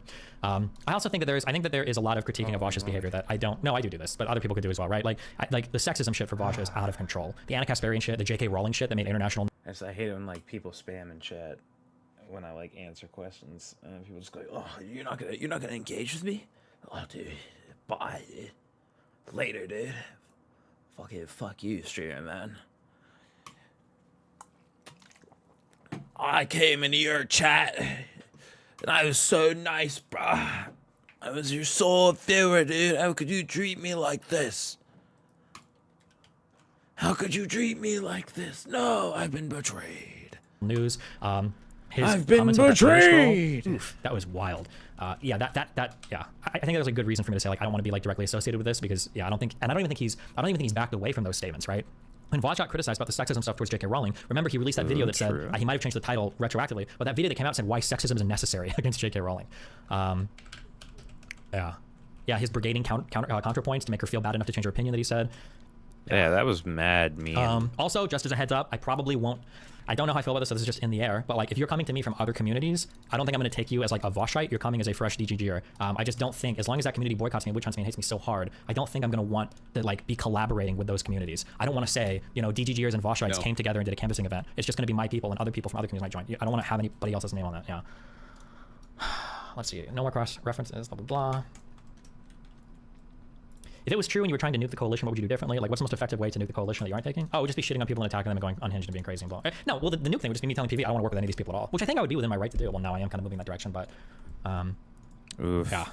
Mad disappointing to hear, but Vaush seems to be literally a completely different person in public. Nothing in common with how he behaves on stream. Yeah, true. Yeah, but okay. All right, we're gonna watch. So apparently this was yesterday. and this is what he had to say related to our event. This is what I was linked to start watching. I haven't watched this in full yet, so yeah, with everything I just said in mind, here we go. Wait, I thought the Switch thing was a Photoshop? No. No. Yeah, I'm sorry. Sorry, hold on real quick. If PV doesn't work out, we still continue on your typical pathway. So I have a secondary plan that I've got sketched out. If PV doesn't work with me, we're still going to do canvassing because it's a cool project. And we've gotten like so much like experience doing it that I want to continue down that route. And I want to have some sort of real life commitment. It's just going to be scaled down a lot. We're not doing like 6 houses because like our baseline budget for what we scheduled next year would be 500K with it extending up to 1 to 1.5 mil depending on how many large scale canvassing events we do. And I don't know if I can raise that much money for my community. I don't know if I want to raise that much money, and I don't know how much my personal funds I want to commit to it. So I'd probably scale it down to like 1 or 2 houses, and we'd be a lot more intelligent with how we spend in our canvassing events. But yeah, I don't know yet 100%. We'll see. But it also depends on what Progressive Victory says. We'll see. Again, that meeting is tomorrow morning. I acknowledge that it's a little bit unprofessional to kind of reveal my hand before that meeting. I'm not trying to throw them under the bus. I'll go back and I'll be clear. All of my communications with PV have been really cool. If anything, I regret that I didn't talk to them as much, just because so much other stuff was going on that weekend. But like the Sam guy from that was really cool. Brianna is really cool. All the people that work with Progressive Victory, they seem to be really excited. They seem to be really reasonable. They seem to be awesome when it comes to working at events and everything. All of them are super flexible with all the stuff they do. Like, yeah, I appreciate all those people in that work. They all seem like really cool people. Like I value them a lot. The DJ gave the 521 subs. Thanks. The friendship believers, but no. Yeah, I'm sorry to the friendship believers, but I think all of the social interactions between him and I were from me. I sat over across from him at the table in the first night that we got food together, and in every successive interaction, I think it was me just being near him or saying hi, just something just sort of circumstantial. That is mostly true. But again, it feels very weird for me to go up and play friendly with a guy that has been trying to destroy, like again, remember that clip about me being the biggest sophist in all online media, that was him 2 weeks ago. Why would I be the one to approach the conversation? Now, some people are saying you could take the initiative and go and repair that bridge. Which I would agree with if he had any value to me, but he doesn't. His community is not as engaged as mine. There's huge liabilities working with him. Honestly, past my Rittenhouse comments, probably more than him than me because of all the sexist stuff that went so public, and his inability to build bridges with any other community. Like, there's just not enough value there for me to be the one to go to him and ask for forgiveness or whatever. Like, yeah. Also, keep in mind that the only reason he came the first night was because Cherry went to his table and literally told him, like, hey, you should come talk to Destiny. Like, Cherry was working really hard to make that communication happen. It wasn't just him deciding to do it. It was usually other people pushing him to do it. This is a heads up there. He's trying to present this as though he did it on his own. That's not true. Or me or anything. He was switch pilled, man. Yikes. I don't know. That's crazy. I wasn't playing my Switch at all the first day. That is absolutely not true. The only day I played my Switch was the last one at dinner, and he didn't come up to me at all then. So if he heard that, he was either staring at me from across the room, because there was literally a pillar between us, or somebody else told him. Or actually, he probably saw it on the subreddit, and he just started repeating that without actually verifying on his own. Gameplay student, thanks for getting 521 subs, buddy. Genuinely. He's probably a lot more used to doing in-person stuff, though. It's all routine to him. Did you try talking to him at all? Well, I sat across from him at that one meal, but generally, no. For one, he wasn't really radiating that energy. For two, I don't like... I think it's insane how he can say things like that. Like, he wasn't radiating that energy. Like, What do you know does what that our even history is? mean? Maybe to him, like, it's all kind of a joke, or it's just like What does that online shit. even Like, he streams when he mean? turns on, he doesn't care. Because he streams like 3 or 4 times a week. Maybe he doesn't actually care that much about any of this, so it's easy for him to just, like, maybe he just, like, turned it off, and he doesn't care. But yeah, for somebody that's had such a disparate impact on my online existence, it's kind of interesting. No, it's not interesting. It's insane that he would be like, oh yeah, I don't know why, he just wasn't very warm. Yeah, because me and Capples had a plenty fine conversation, you know? That's you still, know, I'm always happy I to be think, civil more insane, in but person. alright. Go That's him. code word for coward in person, okay? And the whole point of the event was, like, civility and getting along and blah, blah, blah. The point of the event was civility and getting along, but it was also showing that we could work through disagreements without hating each other. That was the bigger point. Anybody can have civility in real life because you don't want to say anything mean to somebody's face. I have no respect for that. I don't like when people do that. Destiny, go back 10 seconds. Wait, what? And he wasn't really radiating that energy. For two, I don't like him. You know, I'm always happy to be civil in person, and the whole point of the event was, like, civility and getting along and blah, blah, blah. But, you know, I'm certainly not going to, like, go out of my way or whatever. Yeah, but, like, I think he should have to go out of his way, given his treatment of me. I think it's fair for me to say that. I think that's super fair for me to think that. Oh, he did pay for the second dinner we had, which could not have been cheap. So that was nice of him. I typically, when I'm out with people that are normies, I usually offer to pay meals. I'm surprised he brought that up at all. Congratulations, I guess. Or maybe he brought that up so I couldn't and make him look bad. The subreddit was shipping you guys. You have to love them. Yeah, I see, of course. It's impossible not to. The persistent shipping. That's cool, at least. Yeah, it's really pretty expensive dinner, I assume. What is even the source of the beef between you guys at this point? Yeah, this is the problem with me, and I guess the problem is that, like, not his community, his subreddit is basically like Kiwi Farms, I think. He knows what he's doing when he makes this comparison. The reason why people don't like Kiwi Farms is because of the narrative that was driven on the internet that Kiwi Farms doxes people and makes people kill themselves. I do not have any idea where he gets that comparison from, or why. Well, I don't know why he would think it's appropriate to make that comparison. It's not at all. That's insane. That is an insane comparison to make. Especially when, remember, I should have links for this, but remember, it was Vaush's subreddit that got an admin warning for brigading other subs. They got admins that warned them, and admins that came to help our community because of how hard they were brigading. Remember that. Ooh. That is a big How much did the yikes, dinner man. cost? I think it was like $800. I don't remember. I don't want to misquote it. It was something around there. It was like a dinner for like 20 people or something, I think. Extent that, like, if you bring someone up there, it's like, oh, that person? You mean the person who... And then they have, like, the manifesto pre-saved to their clipboard, you know? Like, Yes. he's making the manifesto sound like a bad idea, but that's the whole point of the manifesto, is that when I say that you've done something bad, Ooh. when I make claims about people, and it frustrates me because nobody bothers to like do any evidence. When I make claims about people, I do a lot of work to like source it as well as I can, because I don't want yeah, I don't want people to make things up. So it's frustrating that he somehow tries to like make that a bad thing, right? We're like, oh, well, they've got the manifesto ready. Yeah, because I've sourced, like, these are all of the nice things that I've done for Vaush, okay? And I did a lot of nice things for Vaush. I went out of my way to be nice towards him, okay? I was willing to mute my stream and have combos with him when he was banned from Twitch. I always show the full context of what he's talking about. I deleted the Poppy sexual allegation video from my channel so that his early YouTube career wouldn't be besmirched by the sexual harassment allegation. I've defended and advertised him multiple times on my channel. I was the one. Remember when Vaush went on the show where he was debating against Bastia, and Bastia was my friend, and I was casted the deciding vote for the winner. I thought that Vaush did a better job, even when he hated me. I was the one that cast the vote for that. I took Vaush's side in the argument against him and RGR, or against when Doe was debating with RGR, even though RGR is my friend. I give him credit when he needs to. I side with him when I can. Like, yeah, like even my community sides with Vaush when he makes good arguments. Yeah, but I get like a lot. When he talks about me, yeah, it's insane. But anyway, I'm sorry. We're not gonna re. It is true, man. It feels like the charitability is truly. I don't know how to say it in like a nice way, but it feels like the charitability is incredibly one-sided. Because I feel like whenever I talk about like Vaush and his fan base, and whenever I go into his Discord, which also has a no streaming rule, which is why you don't see we never see that on stream anymore. But like his community displays a certain animosity towards me because I'm an open and active DGG member that DGG doesn't display towards people that come from Vaush's community. And it's very frustrating trying to have conversations with people that like I really actually want to meet in the middle, but they just like refuse because I have the audacity to be the fan of some dude on YouTube. And it's just like, why? You know? Like, what? That shit's so goofy to me, man. I wish that wasn't the case. Read this whole thing, but like I give a lot of examples of how Vaush totally misrepresents me. But I do my best to be defensive. But yeah, him writing that off was like making fun of it. I think it demonstrates the weakness of his position because again, every time he talks about me, he never sources or cites anything. He just says a thing that is a lie about me, and then his community propagates that lie on the winds of their bullshit sales constantly. And it's so annoying. You mean the person who, and then they have like the manifesto pre-saved to their clipboard, you know, like all of them simultaneously every time, like all the time ready. They're at like the 7-Eleven checkout and they're like, can I pay you in this? And they like type it like it's so I think like they have a very good memory for this. I would have to like invest more energy than I care to remember every problem I have with him. Though hold on, I reject this argument. Not beating the he lives rent free in DGG's head's allegations with the Reddit manifestos though. No, I disagree with that. That's like such an easy way to avoid all culpability or responsibility of a comment. Like, oh, I just totally lied about you. Wait, hold on. Well, look at that here. Like you are lying about me. And they're like, rent free, bro. Rent free, bro. Why are you writing about me, bro? Rent free source. Rent free, bro. No, rent free is when like there's some fucking random Twitter person that you're obsessed over, or if you're like making I guess like mountains of content off somebody that doesn't interact with them, right? That's fine. But to say that like I want to account for all of the lies that arguably one of the most damaging people against my career has told about me online, that's like rent free. No, that's not rent free. Okay, that's me. Okay, cashing this dude's checks. Fuck that. I mean, it's a long list. You know, it would take some time to draft, but it doesn't really matter. You know. What did you just say? Hold on. Problem I have with him, though, I would have to like invest more energy than I care to remember every problem I have with him. Though I mean, it's a long list.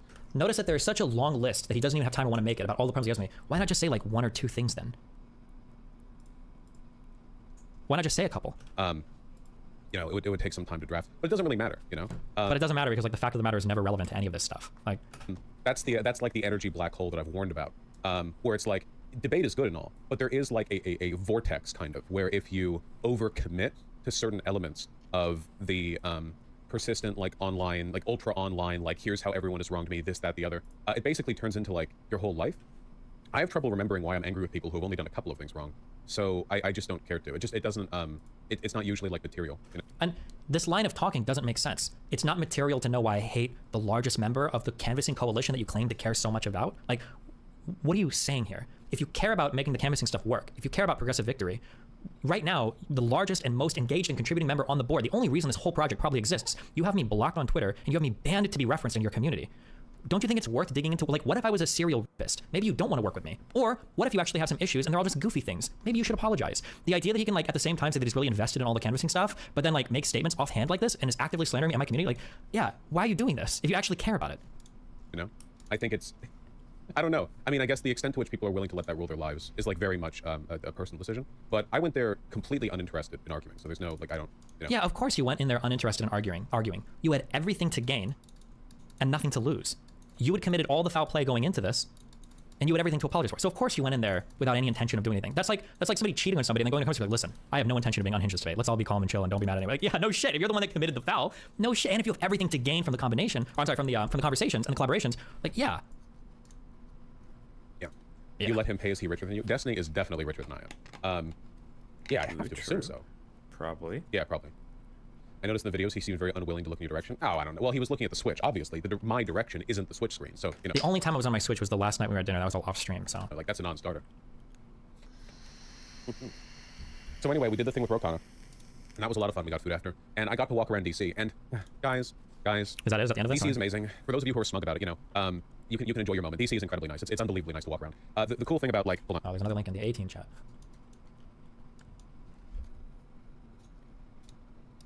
Oh, he stops and then starts again. Hold on.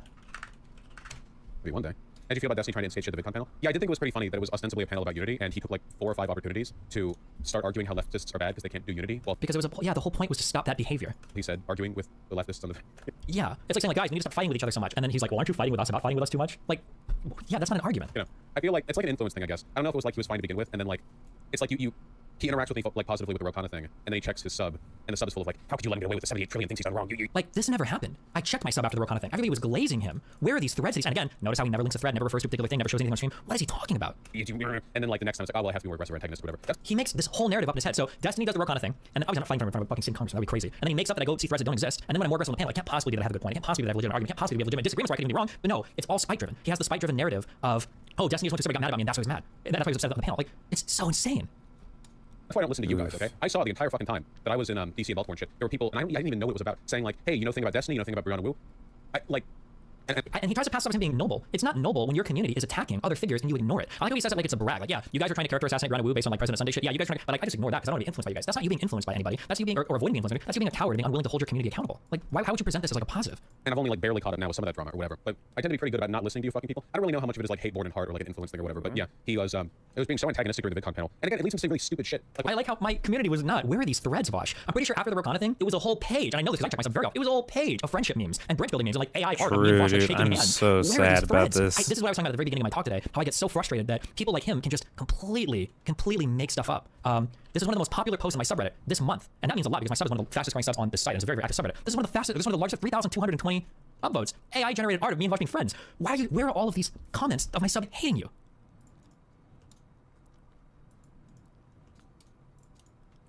I know these memes are reaching a saturated point, but I swear I've laughed out loud at every single one. Never stop doing what you're doing. Brianna, we stole your friendship idea, made it around. How do you feel about that? Friendship deniers, coping hard. 41 points upvoted. It's so weird how many haters showed up so fast. Stop being so serious, you fucking losers. Have fun. This is awesome. Friendship deniers are this was the coping subreddit 4 hard. days ago. I'm pretty sure this was right after our Rokana talk. He's trying to say this is the subreddit that was shitting on him. It's just like it's so infuriating because it's such an obvious lie. And the frustrating part is like Vaush's community is impenetrable, right? Because they don't actually watch or consume any of my stuff. So now he says this, and then now they just walk on. Oh yeah, Destiny.reddit.com. That's Kiwi Farms 2.0, right? It's like that's just like an insane. It's so insane. It's so insane. That would actually trigger the shit out of me. I'm not gonna lie. I would being so lose my antagonistic during the mind. VidCon panel. And again, it leads him to say really stupid shit. Like when I was pointing out that there's a lot more artificial unity on the right because a lot of them can get financial backing from like a centralized source. And he was like, oh, well, leftists make money from their donos. I was like, what the fuck does that have to do with what I said?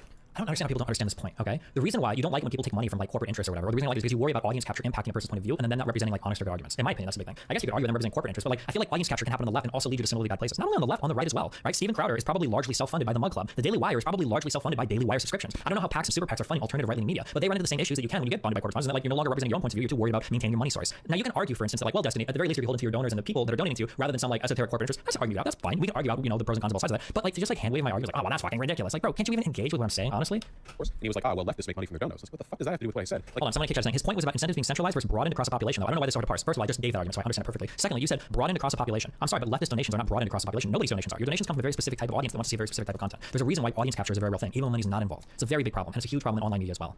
Like he wanted to fight back against the idea that the left was like plucky and had no money or something, even though it wasn't the point being made. Stupid, asinine, low IQ beneath him. But that's what being angry does to you. Anyway, all things aside, I think it was. So, like, so notice like he doesn't actually present my argument. He has the false narrative of like this is like the full simulacra thing. Like look at how much fantasy. Like look at we built a whole narrative here on pure fantasy. So first we create the lie of the subreddit. Okay, negative subreddit post. This is a lie. And then Destiny reads the negative subreddit post and I get upset. That's a lie. And then I go on stage because of these two things, and I start making stupid arguments that he's not even really representing. Like, and then this is also a lie. We'll say DA for Destiny arguments. Like this entire, and now people have this whole thing like, oh, Destiny, that's a spike-driven dude. He thinks that individual donations is PAC money, and his subreddit is Kiwi Farms 2.0. I think Destiny literally hated Vaush because his subreddit shit on him because they're basically Kiwi Farms, right? This entire self-contained little simulacrum, this whole thing is all built on lies and fabrication, right? It's insane. This is insane. And then his whole response to this, if he hasn't done it already, his whole response to this is, oh, Destiny is rent-free in my head. Or I'm rent-free in his head and he's obsessed with me. That's his whole response to this. And then he'll say like, oh, Destiny knew the coalition. He's not coalition building. It's like, bro. Great panel. I'm always willing to put aside differences for something. Wait, he did? Wait, what is this? 10:05. Is that today? Oh, that is today. I don't know what this 14:04:02 means. Vaush might want to tune into Destiny. Whoa, what was he? Is he talking about me? Well, hold on. You're right. That's pretty rare. That's worth giving attention to. He's talking about me. That's crazy. Oh Vaush my may well gosh, know something. unwinnable. Yeah. Okay, yeah, this is, so, okay, I'm so glad I called this out. Okay, so I don't feel crazy. I'm so glad I called this out several hours ago before he said this, okay? Go compare the timestamps. I called this out before he said this. This is exactly what he does, okay? Is he'll make a statement, he'll say some unhinged shit on me, which he's done now, right? Lie. And then I respond, and anytime I respond, he does this thing where it's like, oh, he's obsessed. Oh, I can't believe he's talking about me again. Yeah, okay. This literally happened as you were saying it live, the timing's unbelievable. Okay. Okay, That's I'm glad I can show you that wild. arc happening literally in real time, okay? That this is what he does. We'll finish watching the comments here, and I think I'll wrap this thing up, yeah. He's nominally constructive. Did you get to talk to Joe? Yeah, but I can't tell you about that. Hop my mouth and hard on. As I said, are we done here? Maybe he was trying to point out ways the leftist attempts unity as things to avoid. Oh, sure. Oh, good, yeah, nice, true. I wonder who said that in his chat. I don't disagree with any of that. I mean, people who watch my content, you know, am I like averse to pointing out problems with the left with regards to unity? No, God, I talk about this all the time. Valid and worth talking about. Of course, it's one of those like proportional engagement things, Okay, right? there we go. Where you have to like, try to strike a fine line with the whole. I think there's a lot more audience overlap than either of you want to admit. I don't know where you get that idea that I won't admit it. Of course, there's a decent amount of audience overlap. Me and Vaush's, I think demeanor and temperament are pretty similar, but deeper than that, we function quite differently. If you like somebody that kind of has like snarky, sarcastic humor, quasi-autistic demeanor, debatey, argues points, and more a little bit into the weeds, like there's a lot of True. overlap that me and Vaush have in terms of that type of stuff. So I understand people consuming both of our content if they're consuming it for like the outward appearance. But in terms of like what actually drives our political beliefs, the way that we engage with other people, the amount of research we're willing to do, like the integrity of our arguments versus partisanship, I think that we're worlds apart there. But I think he's done now. Can't do unity because the left is X, and then like actually doing unity, right? I think a good example from my perspective, or like where I try to draw a line would be, I think that people like Sean, asshole, Contra, wronged me, whatever. But still watch their videos. Great videos. Learn a lot from that. You know, I try to. It's always like getting along with me is not like the dividing line between political expediency and nihilistic do-nothing leftism. It's often an indicator, like, you know, there's a correlative element, I don't deny that, but it's not like the line, right? So, you know, if you can acknowledge that, I think you can build bridges, or at least encourage your audience to build bridges. That's the whole point of progressive victory, right? Destiny and I are never going to get along. At least, I have no idea what would have to happen to make that possible. What do you mean you have no idea what would have to happen? Just say like, hey, community, maybe like don't hate Destiny. Maybe we don't ban mentions of him. Maybe I don't lie about him over and over again on my stream. Maybe I treat him in good faith. Maybe like I like how he follows this up at the end here of like, oh, I don't know what would have to happen for us. Like it's so out of his reach. Like, are you serious? So I have no idea what would have to happen to make that possible. So that one's off the table. But the audiences, every fan of Destiny, every person who's called an orbiter of his, whatever that I met while I was over there, super nice. Talk with all them people. And all the fans, you know, say hi, shake hands. Everyone, great, you know? I hear from my fans, they go and they canvas, they meet Destiny fans meet my fans. Do they get along? Yes, really, yes, they do. Because in reality, you know, this is like a parasocial thing, right? You can't extrapolate these, it doesn't like transfer over to every single. It absolutely transfers. I hate it when people do this. People on the far right do it. People on the far left do it. People say that they have no control over their audiences. Okay, I'm like plugged in more than most in terms of like obsessive monitoring of my socials and my chats and everything. But as soon as my opinion or idea changes on something, my community like follows in line so hard. You can tell even with the slurs I choose to use or not, like bringing back retarded or gay, or whatever, getting rid of slurs and the way that we treat like it is like the behavior flows immediately from influencer to influencer. So I get paid money for sponsorships and everything. That him saying this is just, especially when early he admitted like, oh, no, please make me like it's so wild. The reason why my community, okay, I guess if you don't understand that, just connected. The reason why my community was willing to do friendship arcs and make all the funny memes and not be as brutal towards Vaush is because I am relentlessly good faith when it comes to dealing with Vaush. I'm pretty sure the last Twitter thread I made on him was somebody made a huge tweet thread, not Twitter thread. Somebody made a huge tweet thread saying Vaush is probably a pedophile. It might even still be up. And I'm pretty sure I tweeted, and I think I quote tweeted, so there's no evidence that Vaush is a pedophile. There's like a ridiculous thing. I don't know if he has a link to that tweet. I'm pretty sure that tweet might even still be up. But like that's the reson why my community is willing to treat him better than how he treats me. And you've seen how he's treated me. Now we've got a full arc. Thank God. We saw the whole simulacrum, the whole reference to it, the lie about it, the narrative construction. We saw him. I predicted at the beginning of the stream that he would say, why is he obsessed with me, the crazy making and everything, right? He's so, and the thing is too, he's so intentional about how he conducts himself, does everything. That yeah, for him to at the end of the day just like, oh, I can't do anything with my audience. I don't know, walk away. Is like, oh my God. Person. So the broader project of dude, that's getting along well mad enough to at least get the audiences disappointing, to do something productive. What can very you do, much I in guess, line, very much man? intact, so. Walk How can you away. possibly think the communities will work together when you're demeaning the leader of another community? Like, what, like, why do you think that would ever work? Like, no, it wouldn't. It's all of this is just useless platitudes because he doesn't actually care about any of the canvassing stuff, which also makes me feel like a fucking loser because it's like this is stuff that I'm like very passionate about, and it's a really big deal for me to hand over the reins at all. I spent a lot of my back and forth with PVs. I want a lot of control over the canvassing stuff we do. It's very important. We've already done some of the trials. We've already like gotten under our belt a lot of experience. Like, I want my staffers in those houses. There's like minimum numbers of DGers I want in those houses. Like there's a project I feel really passionate about, and for him to just like go back to the stream and just shit all over everything, and then say that my community of Kiwi farmers, led by me, the bad faith fascist antagonist, to say all that like, oh, I don't know, like it should be easy to work together. Like, That's nice, you know? yeah. It's more of a subreddit thing, I'm dead ass. You know, cultivated thing. I heard there was supposed to be an event at the White House that got canceled. Also heard that Hassan was somehow involved. Oh man, I'm like actually angry about this one, right? There were, I did get to meet with some White House staffers outside the White House, and that was pretty fun. But there was a White House event that was planned where we were going to go and get influence for any staffers in the White House. And apparently, I don't know this for sure, but apparently one of the people who was supposed to be with Hassan, and the whole thing got canceled because Your part is over. Okay. All this is speculation. Even I don't know 100% what happened. Who knows? I've heard a lot of different things about that, but. Pisco says, I don't disagree with what you're saying. Destiny is the best way to move forward. 62 how to let this hamper us. I agree on him, but I believe there's a path forward. Yeah, I mean, it's all on him though to do it. But yeah, I think that I'll probably talk to PV tomorrow and say that I don't think I want to work with Vaush on this, unless Vaush is. And I can lay out. He says, I don't know what we could possibly do. I can tell you exactly what needs to happen. Vaush needs to admit that he's poisoned the well on me a lot. Okay, he needs to stop calling me like the biggest sophist on the internet and admit that those characteristics are not accurate. And he needs to actively work to change his community's perception of him. It's not enough for him to just come to like, oh, okay, I just won't talk about it anymore. No, those would be like my qualifiers for working with him. Also, I mean, otherwise, yeah, he can do his thing, and I'll go do my thing, and we'll see at the end of the day, you know, whose efforts are more fruitful, I guess. But This was the tweet. Oh, somebody made a huge collection of Vaush clips basically trying to out him as a pedophile. We say he's a pedophile. 5,000 plus likes, which is good. And my quote retweet. I don't have to do this all, by the way. I don't get anything for defending Vaush, right? Never trust anyone who's attacks against someone or a collection of 5 to 15-second video clips. Remember, there's always a reason why things are cut this short, and it's generally not in service to the truth, right? I don't have to defend Vaush on any of this, right? But I like, integrity, some lame shit. But okay. I think I'm done with all that. I was gonna take a one comparing the audience capture of more decent. You have a problem with the riots. Okay, GG's, boys.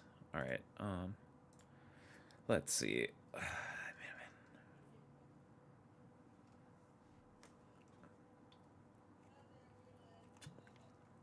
I feel kind of bad for jumping the gun and just like timing that guy, but I'm also just like, I don't know, my patience for bullshit is so thin today. Mr. Max, if you're out there, I'm sorry I timed you out for, I don't even know how long YouTube's auto timer is. Yeah, not.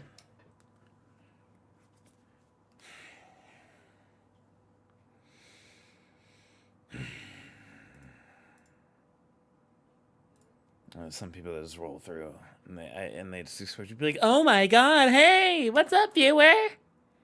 Oh my god, hey, how are you? Oh my god, thank you. You're here, wow. I'm just like, awesome, dude. Either you like it or you don't, man. No one's forcing you to be here, man. Oh, man.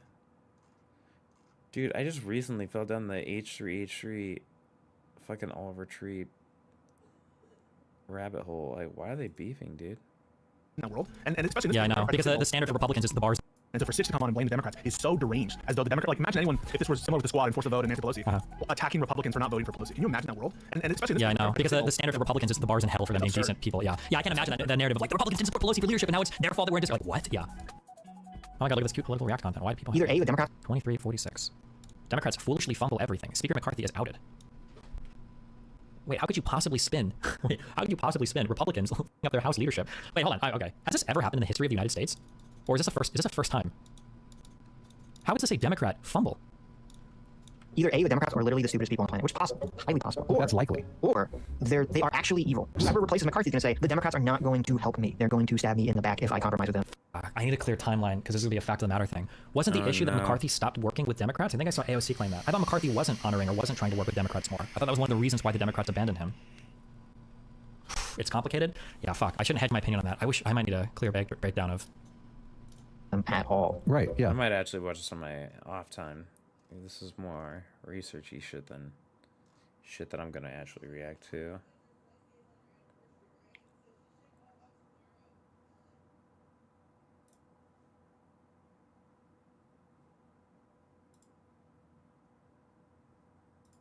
What was this one? Looking at the White House. Oh, a good friend of the stream, Mike from PA. Thank God. What would we do without his takes? Looking at the White House streaming thing is, I would like it. This is my worst nightmare. Actually, it is actually my worst nightmare. I'm gonna be honest for a second. I always wanted Twitch to be taken more seriously than the debate perverts who are disgusting. I like how they even copy Hassan's vernacular. Oh my god, The that's so debate perverts. weird. Dun, They're dun, literally dun. like Trump, like all the. Remember when Trump started talking with his hands a lot, and everybody started talking with their hands, and then everybody started like doing their tweets the same way. They put like sad exclamation mark.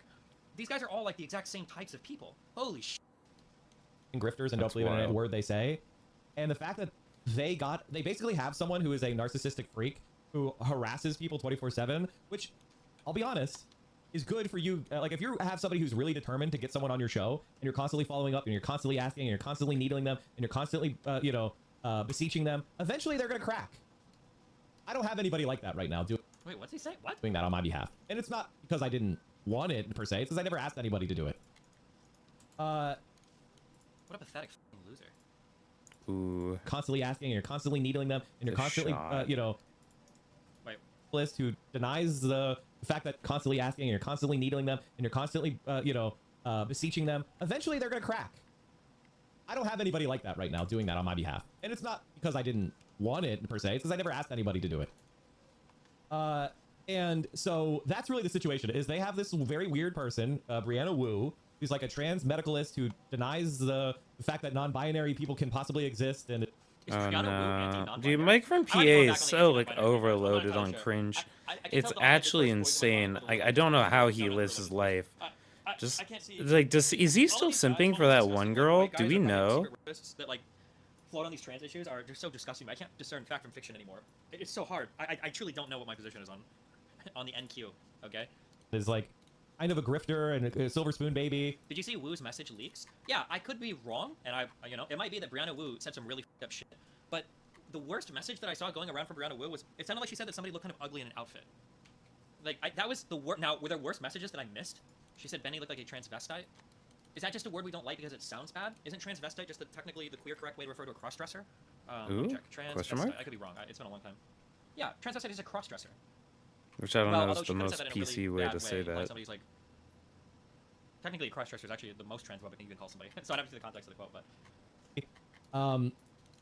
Not a very likable person, but they do have that dog in them of unrelenting narcissism. calling an actual trans person a transvestite and applying the level of command is kind of, it's super dependent. I'm sorry, I'm gonna be really mean here. Well, listen, I don't know where the Twitter space is at right now, but like if you're a trans person that doesn't even make an attempt to pass, then, I mean like, bro, or bruh, I don't care. Bree? Yeah, if you're a trans person you're not even trying Bree? to pass, then you're on some other shit. You're on some wacky shit. Like nobody cares. Go do some other. Yeah. Which can be an advantage of getting He's people on your got show. that dog in him, bro. He's So that's going really in, what it comes he's down going to. deep, he's going in. I want to see Twitch taken more constantly. Nobody takes any of you guys seriously. You guys are making jokes. But I mean, like, that's like by your own design, even. Look at my Autismo group chat. 3 years ago, when Destiny first did his canvassing and stuff, Mike was all over it saying he would overshadow Destiny's canvassing after COVID. I remember him saying that Destiny overpaid and he could be more efficient with his money. Was that true? Does anybody remember that? That'd be pretty funny. He said he should have paid him to run it. Okay. Pepe La D was, quote, organizing Oh, yeah, canvassing Pepe that's right. in What Georgia. a dumbass, Right? dude. In a Jesus desperate Christ. attempt to reform his image, Destiny unloaded a couple thousand, $10,000, $20,000 to do a campaign. Implying my image needs reforming, implying that would even reform my image, and implying there weren't a million other things that I would do if I was trying to reform my image otherwise. But Missing operation. Now, if he had just come to me, a man I with would've no told organizing him experience. that he didn't need to spend all that money, and he was being scammed. Unfortunately for him, he doesn't know anything about politics, and so he was, as far as I know, scammed. Although I hear he maybe got a refund. Whoever refunded Destiny's a dumbass. Never refund a piece of like Destiny. But anyway, Oh he didn't know yeah, anything. that was wild. Just go over, like, all the people yeah. working beneath me, Fuck over everybody else that had everyone to do. else involved though too. Feels good. Nice. Because of my political Guess we got spite McLaren. boner. Yup, based. No, she does. Based, dude. Omega based. I don't know. God Adapt is damn, human what trash. an S He tier likes to be human dumb too, but being. Adapt is the only thing I needed to see from the fucking TwitchCon community, or the Twitch community to see the double standards. Bro, I feel like if Adapt were a guy, I feel like every stream would have been talking about that so much more. Some people cope, they're like, oh, you like to ask people not to talk about their bullshit. Rude. That's so fucking based and true though. It's just nobody wants to attack a woman in the space.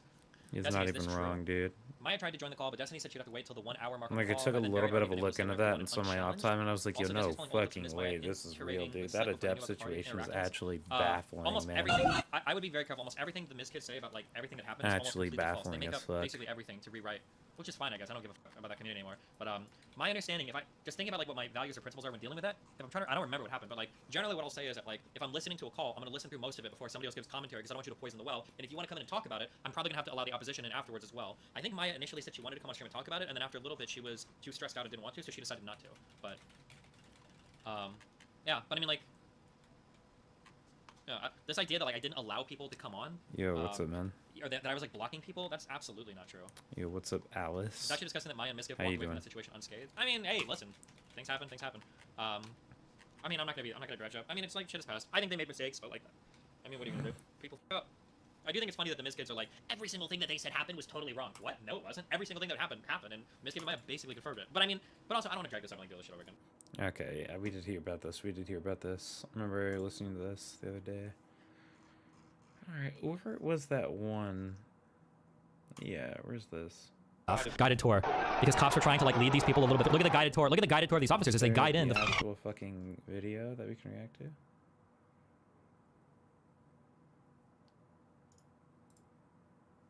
Steve, you lose credibility when.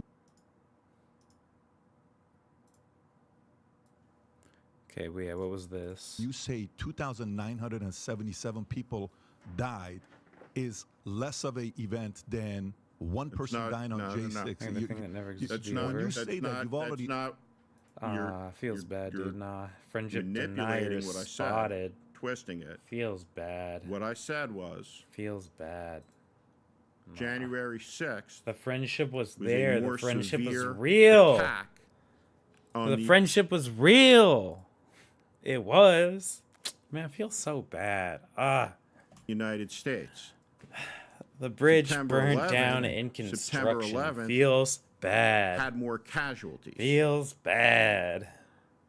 There's a Burnt difference. down in construction. How do you You measure hate worst? to see the There's gotta be worst data. type You of said you're a bridge data burn, a guy. Data construction says fire. one event we lost nearly 3,000 people. Hate One to event see we it. lost one. We lost. You we ask lost. the average person, well, they're going to say, of course, 3,000 is going to be worse because than I one. guess I'm counting the 600,000 that died in the American Civil War, and I'm counting the 405,000 that died in the Second World War, and I'm counting the 50,000 that died in the Korean War, and I'm counting the 58,000 that died in the Vietnam War. Oh, no. And I'm counting the acts of sacrifice that go back to 1776 that were desecrated on that day, incited by a single man who assaulted the Constitution of the United States. We were attacked by a foreign enemy on September 11th of 2001. The casualties were horrendous, as they were on December 7th of 1941, but the attack on January 6th was more severe also than the attack on Pearl Harbor. Well, some would call it attack, but from the videos that we saw, Steve, from Twitter and just undercover cameras, Jesus it Christ. didn't look like an attack. If What somebody are you talking about? I'm just talking about all the videos that we've seen, the undercover. What do you mean all the videos? All the videos on Twitter. Well, all the videos on Twitter? Yeah, hold on. Are you guys going to really sit here and tell me that the attack on January 6th didn't happen?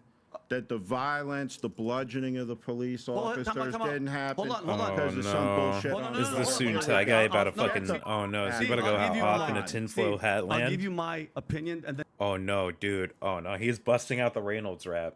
you could talk. First of all, He's busting out the you Reynolds. It's not an opinion. Hold on. It's not hold an on. opinion. Oh, It's a no. bullshit All right, time out. conspiracy. I'm not only a fucking New Yorker, I'm a veteran. For you, time out. My sister's a veteran. My brother's a veteran. He's a veteran. For you to listen to me. For you to say that January 6th compared to 9/11 that's the dumbest shit I've ever heard. Hold on, let me finish. That is incredibly hyperbolic. I don't know if I put January 6th up on the same level of like societal impact.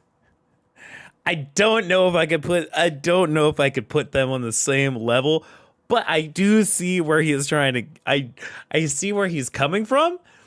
It's just that where he's coming from is definitely feeling his land. What does being a veteran even have to do with 9/11? I mean, like, that's what I'm saying. It's like, it's incredibly, like, it's a super pump fake.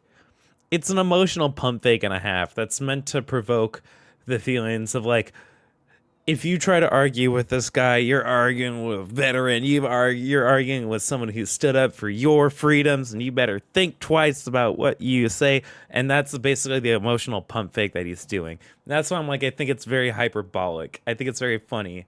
I think it's kind of corny. But I also see what he's doing, and it's a good tactic to set up because, you know, like I said, now like Soon Thai guy, if he tries to come at him or some shit, then it's just like, well. But Soon Thai guy is saying he's a veteran as well. I don't know, man. This is gonna be a battle. This is gonna be a battle of bits, if anything. The wits are not among us. This is a battle of wit. This is a battle of bits, 100%. It was a guided tour. A guided tour. You think a guy beating the cops? What? A guided tour, though, dude. This guy's got the Reynolds raps on deck. Oh my gosh.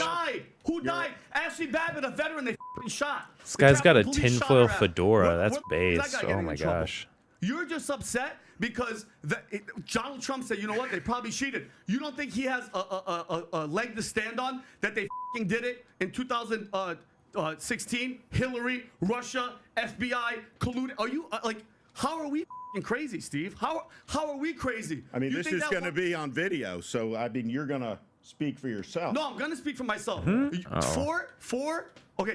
terrorists took 4 commercial flights, crashed them in the World Trade, crashed them in the Pentagon, did all that. Okay, and you're saying that, and we've lost. And by the way, how many decades of wars? We've lost over 1 million people from the Iraq War, which is all bullshit, all a lie. 1 million We people. lost 1 million Americans in the Iraq War. No, we lost. We killed people because we said there was weapons of mass destruction. We lied. Bush lied. Oh yeah, there's weapons of mass destruction there. There was no weapons of mass destruction, but we were like, oh, we changed the name since we're here, enduring freedom, which is bullshit. Okay, so as a veteran, as an American, as a New Yorker, for you to say that one day compared to that is absolutely absurd, Steve. I understand that you love this country. I'm not questioning thank your you, Alice patriotism, Tekka, for but the the follow. hate Appreciate for one that. guy because he loves this country so much. He loves the absolute country. bullshit. He doesn't. God, Yeah, you're a Trump. fool. I don't know. How am I a Oh my fool? gosh, How am I that's a fool? insane. You have Trump derangement syndrome. That's you just insane. hate him. You just hate the guy. You are I'm an taken American in by patriot. a con man. No, I'm not. I guess He what? loves I'm the not a country. Republican. Trump I'm not a loves the Democrat. country. You damn right he Unbelievable. does. He's been saying it since the 80s, 90s on Letterman and all these He's shows. He's a guy on September 11th who went down, said he was down there. He wasn't. He's a guy who called in on a radio. pulled an said, ice now show I at got speed? the tallest building in Lower Manhattan. He's a guy who lied about Muslims cheering it in New Jersey from Jersey City. He is a con man. He is a liar. And that you have fallen for this bullshit. I'm not falling for anything, Steve. Please. Steve, how about this, Steve? It didn't have to be Trump. What I love is that this dude sacrificed everything to pull back a curtain and tell the regular American. What did Donald Trump sacrifice? Time out. Guess what? what? Did Donald His Trump name, sacrifice? his career, he could go to name. prison. He could go to prison for what you guys want for the rest of his life. Shouldn't have broken the law. No, Steve, you know what it was? Steve, Broken don't the give me this breaking the law Espionage Act, bullshit. huh? He pulled open a curtain and let all of us see. The regular people. Look at what these assholes are doing. You Fake talking news, about? fake Oh, this. no. Are you talking about the shower curtain where he had the country's most sensitive secrets? Oh, Is you that mean the shower curtain? but Is that Biden the doesn't shower bother you? curtain? But Is he Biden gonna doesn't sell- bother you? Right, They all big take difference. documents home. They all take. Hey, hold on. Were we in better shape now than when Trump was in? Are you happy with what's going on? You and your Lincoln Project, but mind you, the biggest hypocrites, you guys were going after him for Russian collusion and tax evading. That's what you guys were doing. All your people. You were the only one that was innocent. The rest of them were perverted. One of them was a Russian agent. Wait. One of them was a Russian agent. One of them owes $390,000 in a tax lien on his house, and the other guy went to court from American Express for not paying his $30,000 tax bill. You guys are the biggest hypocrites. The biggest hypocrites. You guys hate the man. You guys just hate the man. But the policies and what he did for this country, I'm happy. Listen, it didn't have to be him, Steve. It could have been a fucking turtle. He woke us up. He told people, hey, look at this curtain. Look at what these assholes are doing. Fake news, and it's all bullshit. And he sacrificed it all for us. Plain and simple, Steve. Say what you want. Say what you want. You're talking to a veteran that whole family fought for this country, and my parents are immigrants, and I'm a New Yorker. For you to compare those two is fucking asinine. The only girl that died was a veteran. The Capitol Police shot her. You said bludgeoning? Who died on January 6th? Who died? Who died? Well, we have multiple suicides. Give me a We have a lot of multiple on January 6th in the Capitol. Who died? I'm passionate because I'm telling the truth. I'm telling the truth, Steve. You're the one. You were cussing and talking shit. You're not gonna do that shit with me. I'm sorry. Let me tell you something. Yeah, go ahead. You are sitting here lying to millions of people about what happened on January 6th. I'm lying. Which was an attack on the country incited by the president. Watch the Why video. is he in jail for inciting violence?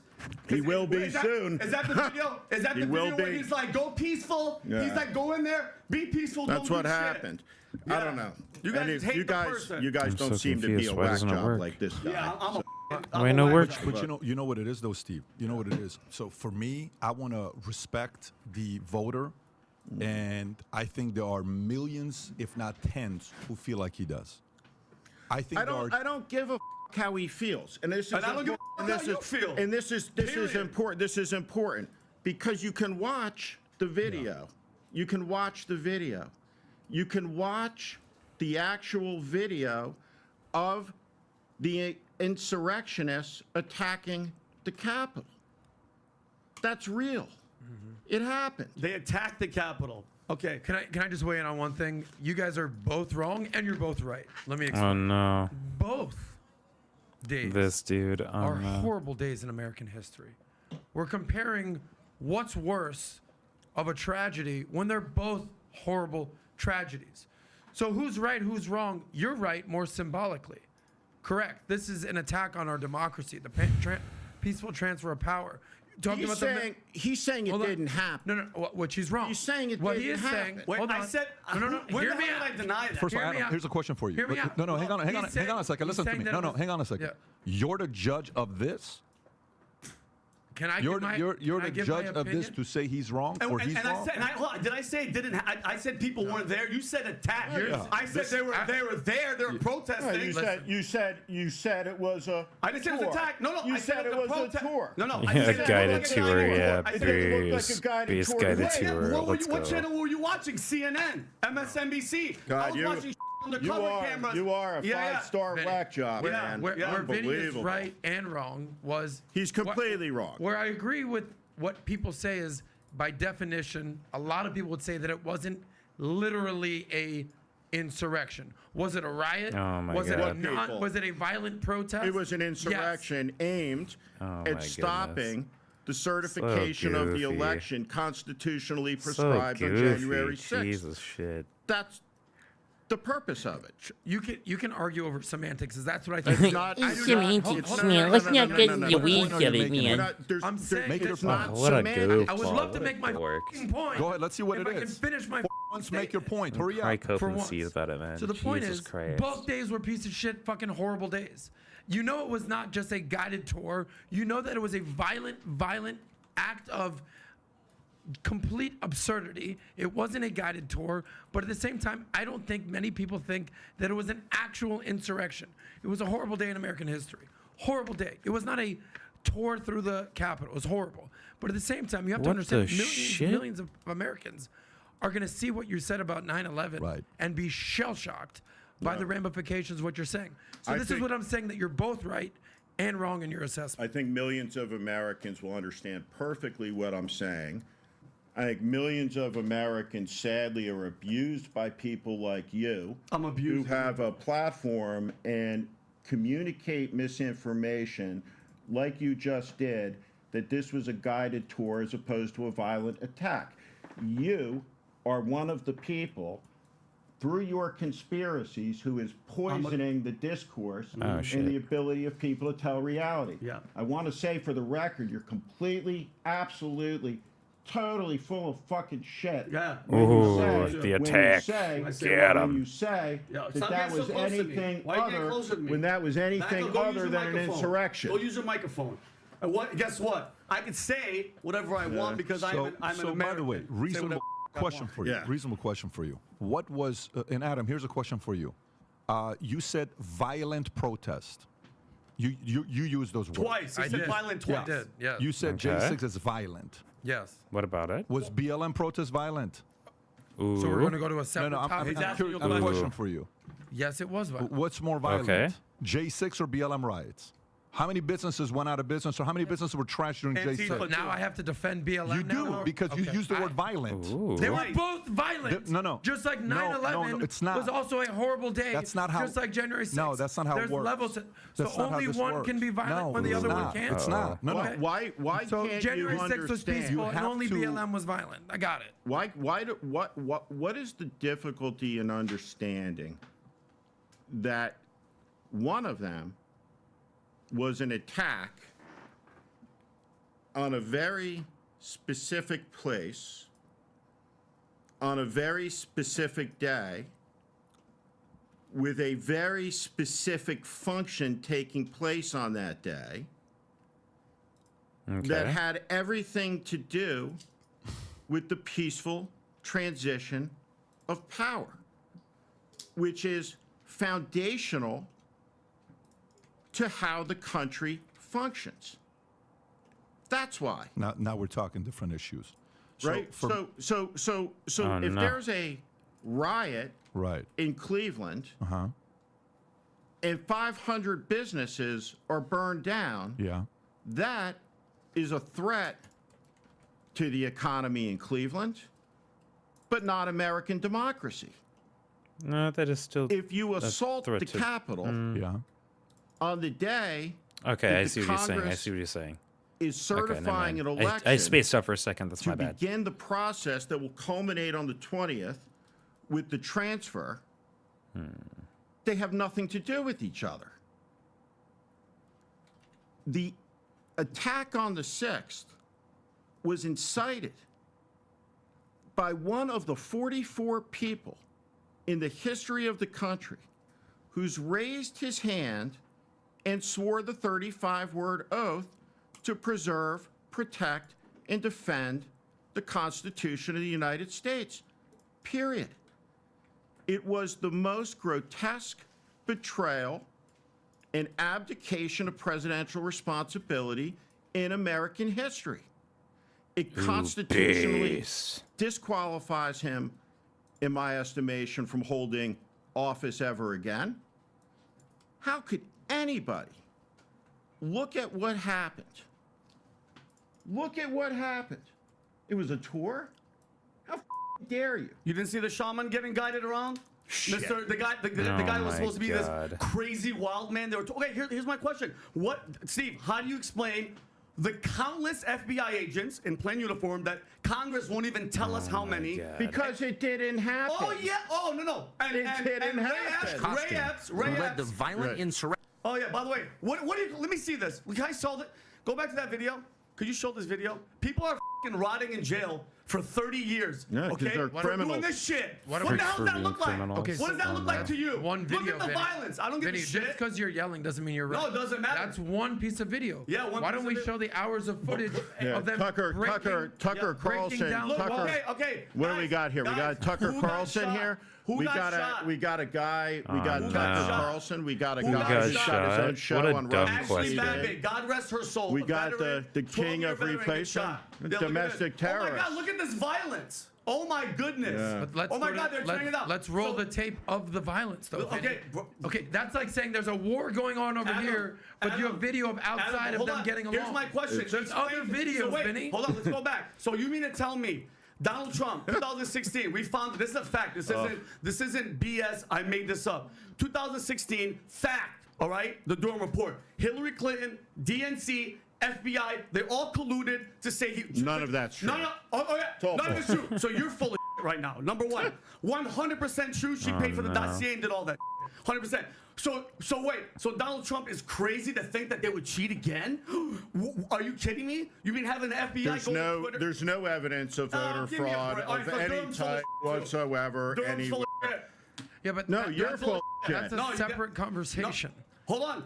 By the way, and the hypocrisy for you guys to talk You have any shit, good the videos from Lincoln you? Project 56? was comprised of all the same that you guys accused Trump of. That's the fucking funny part. You guys were all full of shit. Your whole crew was tax evading, Russian foreign agent, Can I get money away with that? scandaling fucking people, No, and we're supposed to what? Believe you guys were making money. Where's all that money? Where's all the money? And I'm fucking crazy?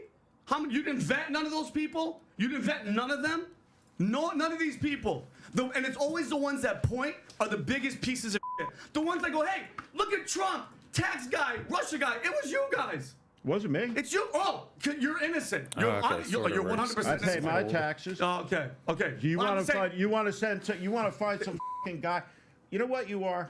An American patriot. That's what. An American No, patriot. right, bird. Let me guess. Dismiss conspiracy. No, the truth.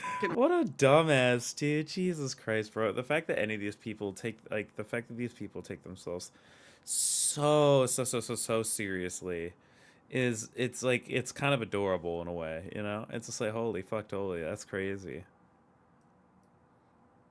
Like they all they're just like genuinely like, yeah, dude, we're cooking so hard right now. It's based how much we're cooking, actually.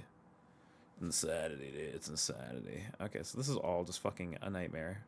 So we're just gonna kind of redo this all, and we're just gonna be really sad. So let's just I'm gonna do this. No. I'm gonna do this. Be really sad.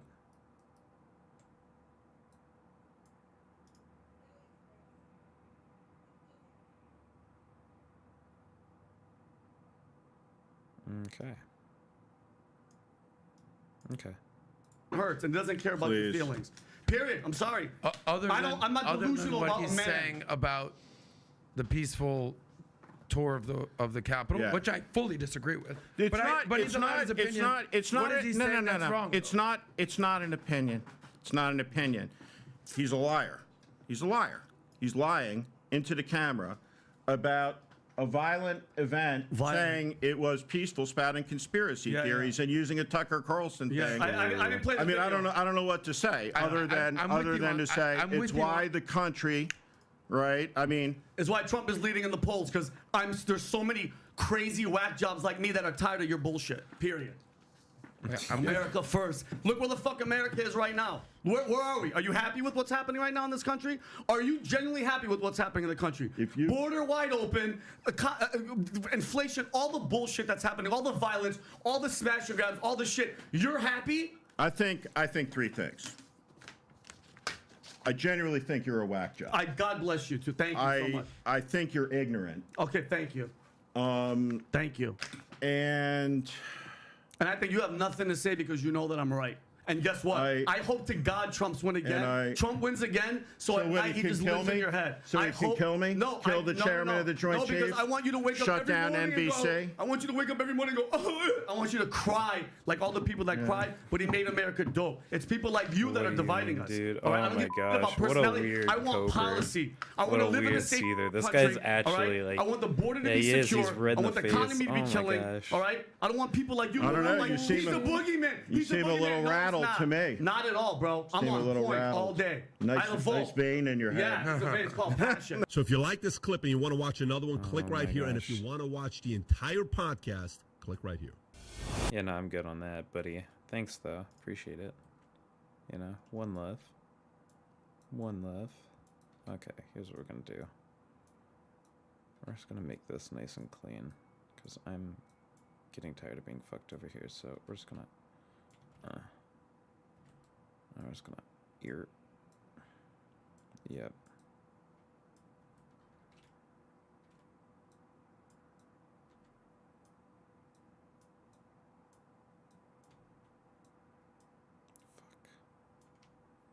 Okay, now I'm gonna...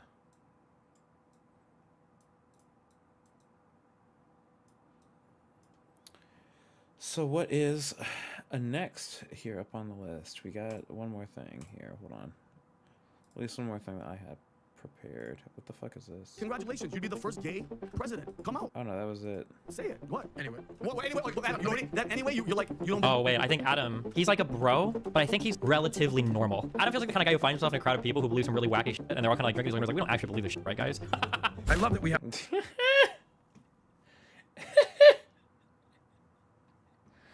Okay, that was a good... That was a good summarization, actually. Oh my.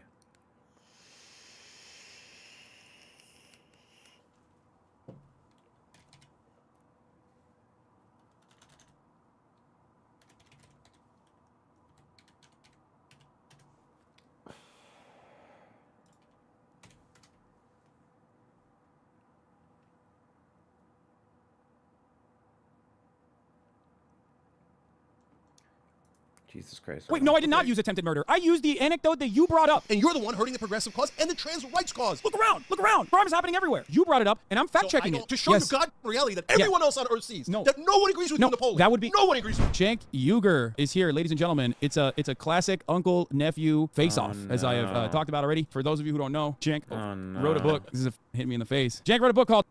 I might need to take a rip for this. Let's see it. Justice is coming. How progressives are going to take over the country, and America is going to love it, which is, I mean, I'm a very cynical person. I don't think, I'm a very pessimistic person. I don't think it's happening anytime soon, but maybe you'll make an argument for that. But yeah, we're going to talk about your book, and we're going to talk about another thing that you literally... In the same general region as Iraq. And that means no, they didn't. Why do you think the progressives are going to win? What's going on? Yeah, You wrote a book, finally. You've been writing it for a while. Yeah. So look, first I explain all the depressing stuff, so you're not going to be surprised by that, right? And I explain why, even though progressives are 2/3 of the country, and there's no argument about that we don't win. I explain exactly why money and media are the two giant factors, and I explain how we live under corporate rule and how we lost the Democratic Party, let alone the Republican Party. But then Kirkus Reviews and everybody else says it's a super hopeful book because in chapter 6 I explain how we're going to win, and the answer is actually really easy, Haas, which is young people are super You have to progressive. read his book, I assume, right? So the polling is overwhelming. The Republican pollster Frank Luntz, his toupee is on fire. Friend of the show, Frank Luntz. Yeah. Noam Chomsky agrees. You look at any of the data, under 45 in 2020 voted massively progressive. Now, this time around, it'll be under 49. By the time you get to 2028, it's good night, Irene. It's under 54-year-olds, and they're done. I think this is I think this is wrong. I will say this is like the classic trope that time and time again the next generation will save a stroke. If with one exception, not true. with one exception, the material realities for the upcoming generation, my generation, is significantly more dire. That's right. And therefore, they will vote along the lines. If they are still participating in the democratic process at that point, if they haven't fully checked out, they might end up like having a much poorer country overall and having less economic prospects overall will yield understandable results and will yield the same voting patterns. I do not think that it's more so a generation being progressive, but instead a generation not having access to additional economic opportunities that prior generations had. Because you see it time and time again. When people have more assets, when people have more capital, they start voting in predictable patterns. They start voting for deregulation because they understand that like this is intrinsically aligned with their interests. Oh my God, Kaya is so good at opening that door now. It's crazy. I had put her outside, and she literally opened the door immediately and ran in here. That's nuts. Okay, let me break that down for you. Yeah. Okay. So number one, the trope is actually I got not. close. I got close. You keep going. Trope is not intergenerational. It's about demographics overall, right? So people say, oh, that's okay. The Democrats are going to win because they're going to get black voters, they're going to get Latino voters, and that's not at all guaranteed. So I never believed in that, and identity politics generally doesn't work. But the idea that hey, it's okay, the next generation never saves us, isn't true. And everybody always says, oh well, we are going to get more conservative as we get older. Well, I quote in the book meta studies that show that's not at all true. In fact, your political leanings get set between the ages of 14 and 24. Every study shows this. And is it true for everyone? No, but is it true generally? Definitely. And so one of the examples that I give, Haas, is that back in 2011, did a normal study, and they found out that people above 65 years old were the most likely to vote Republican. And generally speaking, they grew up in the older generation, that kind of Gen X, et cetera, grew up in the Reagan times. And actually, they were just as conservative when they were younger, okay? But above 85 was super liberal. And the reason for that is because they grew up with like FDR, LBJ, JFK, some range of that, right? And those guys stayed progressive their whole lives. I know, but there's like also, at that point, how many fucking 85-year-olds exist? You know what I mean? I feel like that, no, that's not, that it's yields not a lot about, of... like, right now, those guys are 97, right? That's not the There's issue. like 8 of them. No, the issue is that it's totally bullshit that people become more conservative as they get older. It's not at all true, and it's not backed up by the data. And this generation... I'm not saying that at all. I'm saying that the only thing that I would agree with on that data point is that it is totally, entirely pegged to their economic circumstances. And the economic circumstances of the younger generation is very, very unfortunately are fucked. Yeah, no, that's why I'm saying like that is ostensibly the only reason that I think the younger generations, as they get older and are devoid of the same opportunities that prior older generations had, because like a lot of the current wealth that we have in this country is trapped in like baby boomers and Gen Xers. Like they are like the last remaining generation with access to any kind of assets, homes, things of that nature. You're coming to a situation where you have like permanent renters that will never be able to purchase a home. So part of the reason that changes their dynamic, that changes their political perspective. And this is all going towards exactly my point, which is, look, part of the reason that the younger generations, or both millennials and Gen Z, are so progressive is cultural factors, right? But the other reason is economic factors that nobody ever talks about. They have no chance of buying a home for the great majority of those generations, right? Everything for them is much harder. Student debt is infinitely higher. They're much more tied to corporate rule and have become chattel in a lot of ways, and they're rebelling against that. Besides which, this isn't arguable. They would have to change the dynamic of those generations massively over the next 1 to 5 years for the Republicans to be able to win, right? Because in the 2020 elections, even the states within the Democratic Party that Bernie lost, he would win under 45-year-olds with 40, 50-point margins, even after the race was largely over. The handwriting's on the wall. And by the way, what saved the Democrats in the 2022 midterms? Younger voters. What saved Joe Biden in 2020? 11% more younger voters showed up. That's the only reason he won. And so this is all trending, not just towards Democrats, not just younger people, I think, but towards progressives. I don't think it's just younger people. I think it's also it was white people in general. Like there are more white people now voting for Joe Biden than they did before with Hillary Clinton. Look, there's a lot of different demographics. That's a huge demographic shift. I know, but those things shift. They go back and forth, and now all of a sudden Trump's up to 42% with Latinos. He's up to 20% with African Americans. So I'm not relying on that 1%. But I have not seen anything that challenges the numbers. I don't think the 20% number is real, but you know. Yeah, no, it might be an outlier. It might not be exactly right. But the bottom line is, I've never seen a compelling case for demographics saving the Democrats or progressives other than age. And age is the biggest demographic and the biggest difference maker. And so there's other factors too, changing media. So how are you going to activate younger voters to go out and vote? Because out of the voter eligible population, younger voters are poorer on average, and poorer equals less likely to vote in general. Poorer equals less time off from work, a job that you're most likely trapped in. This is a horrible take. The service sector. How are you going to get young people? He's basically implying, for like the politically illiterate that I have in my YouTube chat, he is basically implying that like people that work at like McDonald's or some shit are just like so bogged down by their workload that they couldn't possibly afford to take like an hour out of their life to like drive down to like the polls or like request a mail ballot or do like any other form of like voting. Like he's implying that like someone who like in my position even who's like a managerial position who arguably doesn't have a lot of free time still couldn't like carve out some time to like go and vote when that's just not the case. It's just that young people on average typically don't give a fuck about politics. That's just facts. Like, I have not run into a lot of younger politically active people, like actually politically active people. There's a lot of people that love to sit online and like complain about things, but I wouldn't really call them politically active, you know? Like, I barely even call myself politically active as a political streamer because all I really do is sit in my room, debate people, watch YouTube videos, and play factory games and Risk of Rain 2. You know? Like, that's the majority of what I do. But, like, I wouldn't...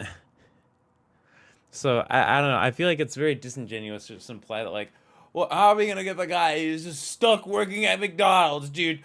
Fucking 20 hours a day, man. How are we going to get that guy his way to vote, dude? We got to make an app so he can do it on his 5-minute McDonald's lunch break that he's allowed in his 20-hour workday? Question mark? Like, what do you mean? What do you mean, man? People to go out and vote. This conundrum is the reason why a problem that even Bernie Sanders was unable to solve. This is a video we're probably gonna do in a stream in So I hear you. parts, Those are generally problems, but it's not that Bernie Sanders didn't solve it. So first of all, Bernie Sanders won the first 3 states, as we all know, right? And what we'll see if we'll do an extendo mainstream stream. media We'll see if activated the GTG's older popping or voters if it's just to mad vote in boring. droves against Bernie, right? But so normally we've gotten some new characters in GTG, and I'm very, very excited about it actually because like the new regulars that we've been getting are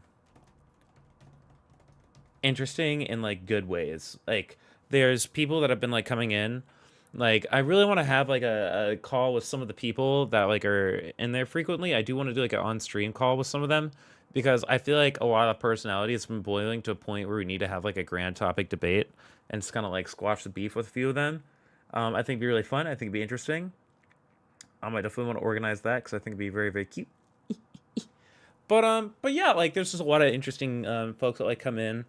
And, like, there's a lot of people that are, like, coming in more ready for Bloodsport than there was before. And I don't know how much I like that. But, I mean, ayo, you know, we'll see. We'll see. Does do double distributor? No, actually, no, I'm not going to do double distributor. Ooh. You win the first state, let alone the first 3 states, you get a significant amount of positive coverage, and I have the numbers and the data in the book. But of course, Bernie got like 3 times the negative coverage. Okay. We're saying the same thing. Right. You're just saying... No, but my point is, at that point, even with mainstream media just blasting Bernie, talking about executions in Central Park and giving Biden enormous positive coverage, etc., Obama rallying everyone, Buttigieg, etc., etc. Still, if it was 4 years later, Biden would have lost to Bernie because of the age demographics. Just couldn't do it with 45-year-old and under enough. That's Like insane. if it was like 49-year-olds and under, Bernie almost certainly would have won. So, and here we are 4 years later. Look, is it written in stone? Of course not. But is it as dire as I people mean, I think? Not guess even maybe close. because young people don't really look into policy as much even when they do I think we're vote. definitely the I don't favorites, not the know. underdogs. And Haas, here's another giant factor. Media. We all know mainstream media hates progressives and destroys us at every turn, right? And so they activate the older voters, etc. But now they're losing their power. But here's a really important fact that people don't absorb enough. Now, for most of the television networks, their costs are higher than their revenue. Are they really going to be able to last 5 more years of bleeding out? So at some point, this doesn't just wither away, it capsizes, right? Meanwhile, what's happened? You know, TYT's happened, you've happened, tons of like new streamers and almost all of them are progressive, right? So we've got some. He can't say Destiny. He can't say Vaush. They're like big no-fly zones on the thing. So it's like you got me, you got you, you got you, and you got me. Their best, spreading sexism, bigotry. Who racism. else do you I think right-wing need? media is significantly more popular. I wouldn't say that like they're. Is that Bob Erno guy? Fuck, right? Support, but they're popular in the same exact material reasons as to why CNN cuts corporate propaganda, MSNBC cuts corporate propaganda, and Fox News is the most popular news broadcast. They have moneyed interests backing them, whereas like real progressive content has to revolve around, or if they want to be sustainable, heavily rely on subscriptions and that is incredibly difficult. There's nothing as good as just like having unlimited wads of money from concentrated wealth that will give you a couple billion here, a couple billion there, my and that is God. precisely the reason why Daily Wire is fucking, you know, taking our lunch money all day, every fucking day. Think about it this way: the Steven Crowder $50 million conversation. I would say, not to toot my own horn here, but probably more popular a figure overall than Steven Crowder. There is no $50 million deal coming my way that is. Well, I mean, I don't know about that, but I feel like I have to look more into that before I like blatantly talk about like the Crowder $50 million thing. I just like, hold on.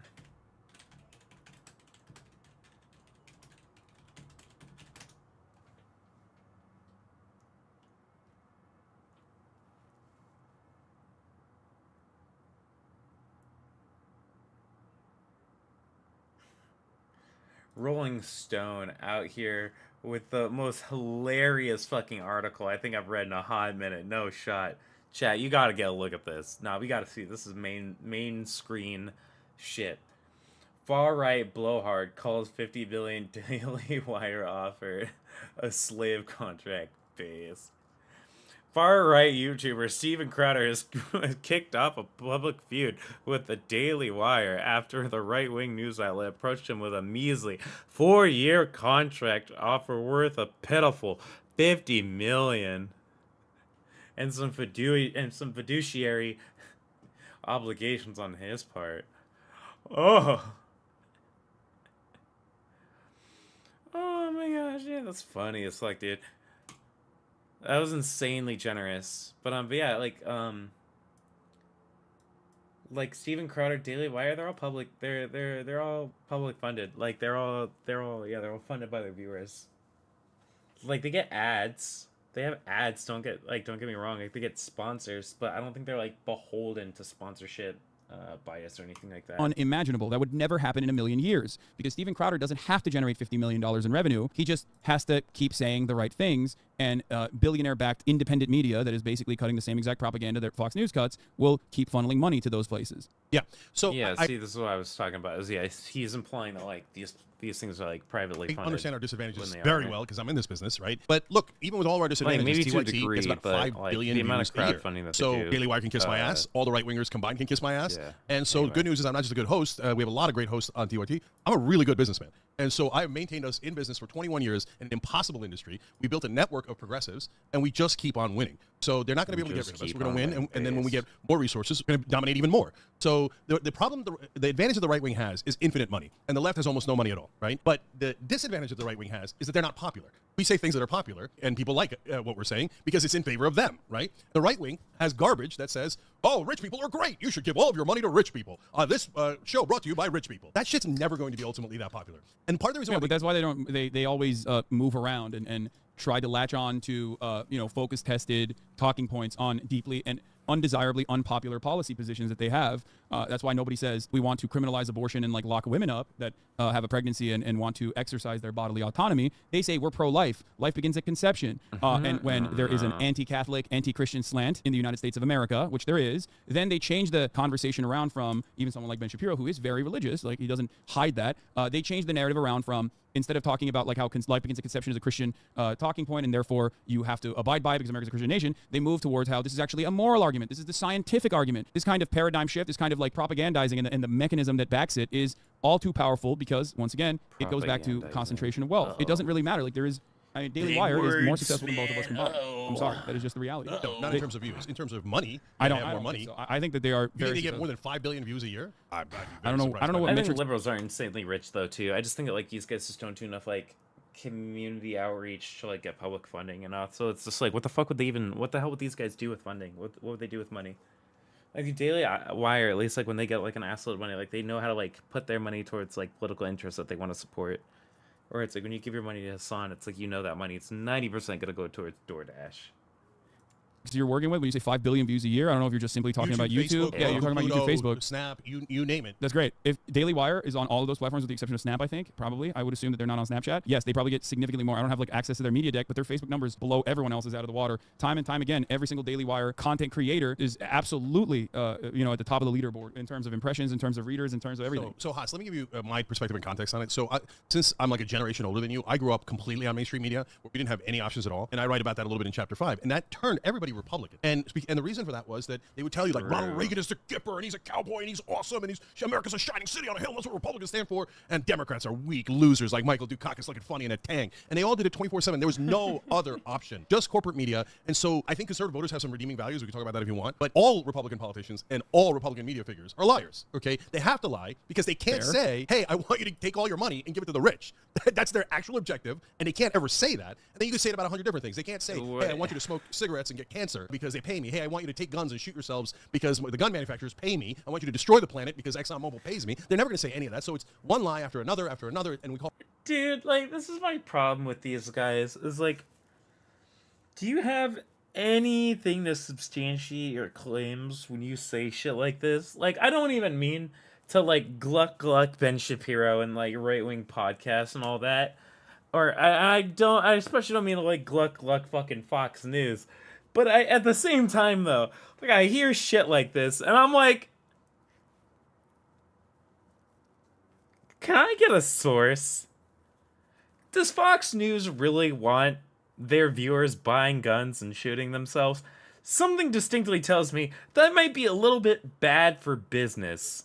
I don't know if that's a good goal to have. You know? Like, I don't know. Like, I feel like they do a lot of crazy, kooky, weird, wacky shit over there. But I don't know if that's on the list. Talking points. But these days, even if you were right and Daily Wire is slightly larger than TYT or TYT is slightly larger than Daily Wire, it doesn't matter. Because what matters is that they can't stop us, you, and 1,000 other streamers out there. And we're going to get the message out. And so like now some of their old talking points sound so dumb and asinine. And so when they try their things about like, oh, trickle-down economics. When I was growing up, the media actually brainwashed people into thinking trickle-down economics was real. Yeah, the like, same...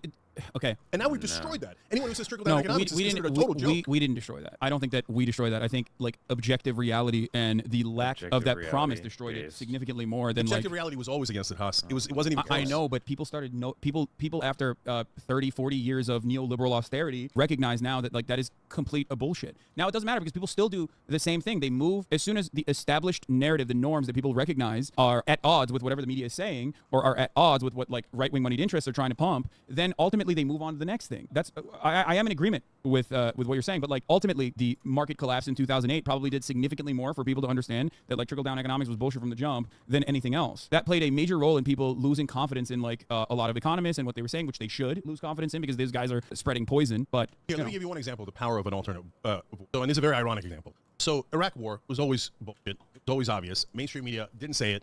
They said, oh, yeah, weapons of mass destruction. And they attacked from the general same region as Iraq, et cetera, right? So, okay, 70% of Americans, when we attacked Iraq, thought that Saddam Hussein had personally attacked us on 9/11, right? So they mass lied, mass hypnosis, et cetera. So no matter how much we were right, we couldn't break through.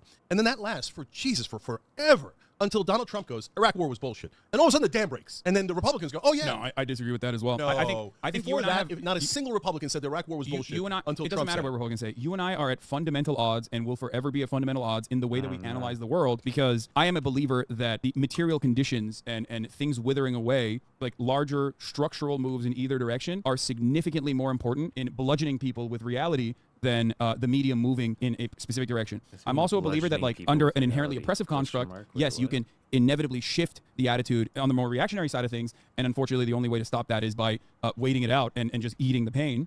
But I don't think that the media can get together. Like, let's say if tomorrow MSNBC, CNN, and mainstream media were no longer owned by the same corporate entities and we're actually doing objective journalism across the board and not whenever like it is like anti-Trump, which drives clicks or whatever, and it's permissible, right? I don't think that would cause a genuine sea change in the way that I think you believe that. Yeah, I think a progressive would be president the next day. I think that they would play a very significant role in changing people's attitudes, but the reality is that could never happen in our current structure regardless. There would be need for a world where the material realities were different. But the material realities are different. So we've got every single thing lining up for us. Younger voters, the destruction of mainstream media, rise of new media, but also objective reality. So, for example, why did FDR incredibly progressive things? Why did LBJ, at least on social issues, do incredibly progressive things? Because the economic realities, one, demanded it, and two, there was more pushback from outside groups at the time. There was more militant labor, and people were recognizing the writing on the wall about America's dire economic circumstance. It's exactly right. And what's the situation we're in The now? sun, Almost not a exactly the same tanky. thing. Now we need to build the labor movement. We need to build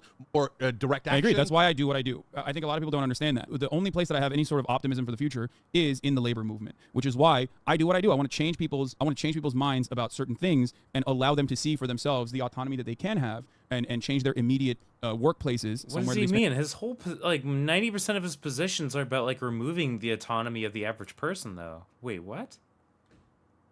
80% of their adult lives in, and therefore set up the groundwork for a mechanism of pushback against the Democratic Party and force the Democratic Party's hand to do the right thing when it's a necessity. This is like to do so. technically good And look, enough to all be smart considered progressives are going in the same exact direction, right? Yeah. So I've been on that yeah, direction. so my co-host Anna's obsessed with the labor movement. Totally believes that's the answer. Nina Turner, who's another host on our network, just announced today that she set up a new group with Chris Smalls to back the labor movement and to even get funding for the labor movement whenever they go on strike, etc. And so that's what pushed FDR. That's what's going to push the next generation. Because Haas, the economic situation isn't going to fix itself. Like the old line of power never concedes without a demand, never has, never will. So we've got to demand it. And right now, since the economic situation is so bad for workers, they keep demanding it, right? So more demand. It's not just that either. It's also it's also there is actually a real tight labor market and not a tight labor market with you're right though. The confidence is different because we've already had tight labor market periods where income has not increased in the way that it's supposed to. Real income, real wages have not increased in the way that it's supposed to. And even economists are baffled by this reality. Well, the reason for that was because labor had lost and capital had won that war. Whereas totally now in a post-COVID world,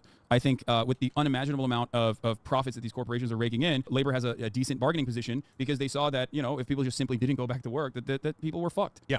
So look, they took too much. And so this is how we get to balance. We push back. So we're in the middle of pushing back. And so everything is trending in our direction. The only thing is we can't snatch defeat from the jaws of victory. And there's two icebergs ahead. And so I'm not Pollyannish. I see the icebergs probably better than anybody else does. And I'm really worried about it, okay? One is the progressive movement, honestly, and this is where you and I can begin to disagree, getting too radical and too away from what most Americans want. And the second iceberg. What do you mean by that? Yeah. So look, we saying things like all sports leagues, including professional ones, has to allow trans women. They don't have a choice, etc. That polls at like 2%.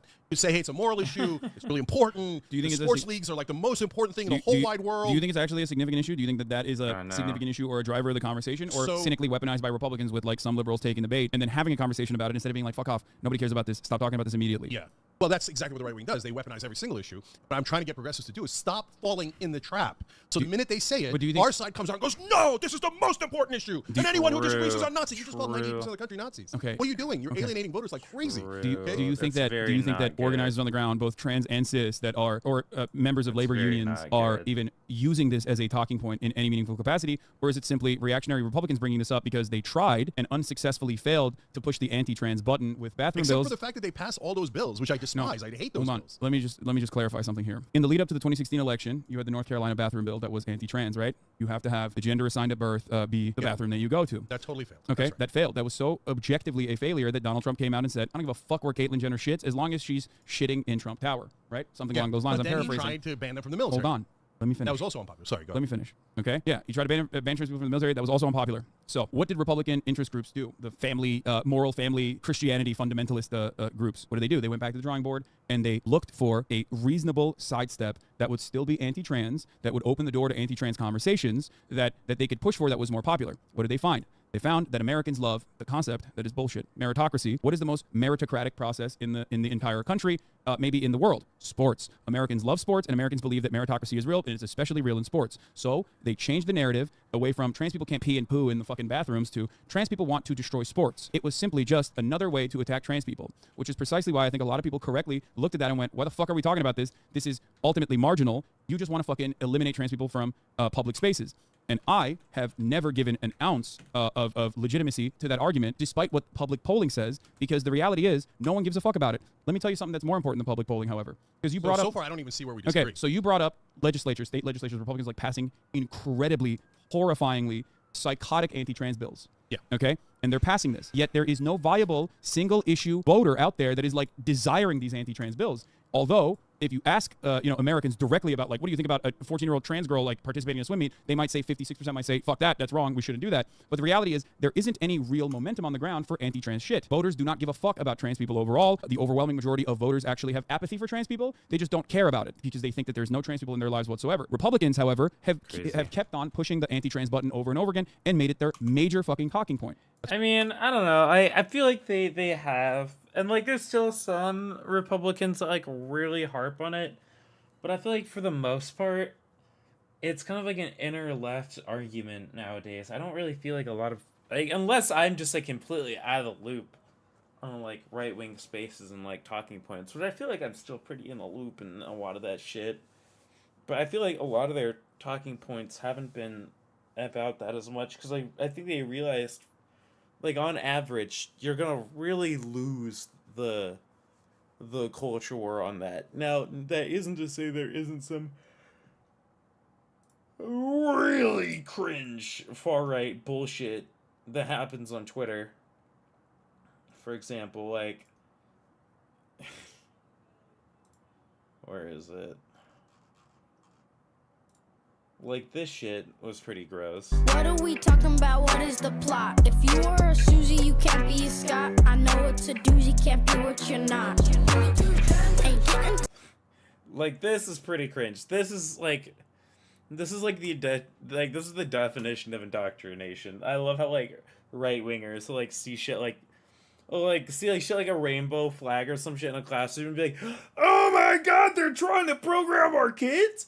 But then like that video gets like super viral and all of a sudden everyone's like, based, dude, oh so based, this kid's so based. Kid's so based.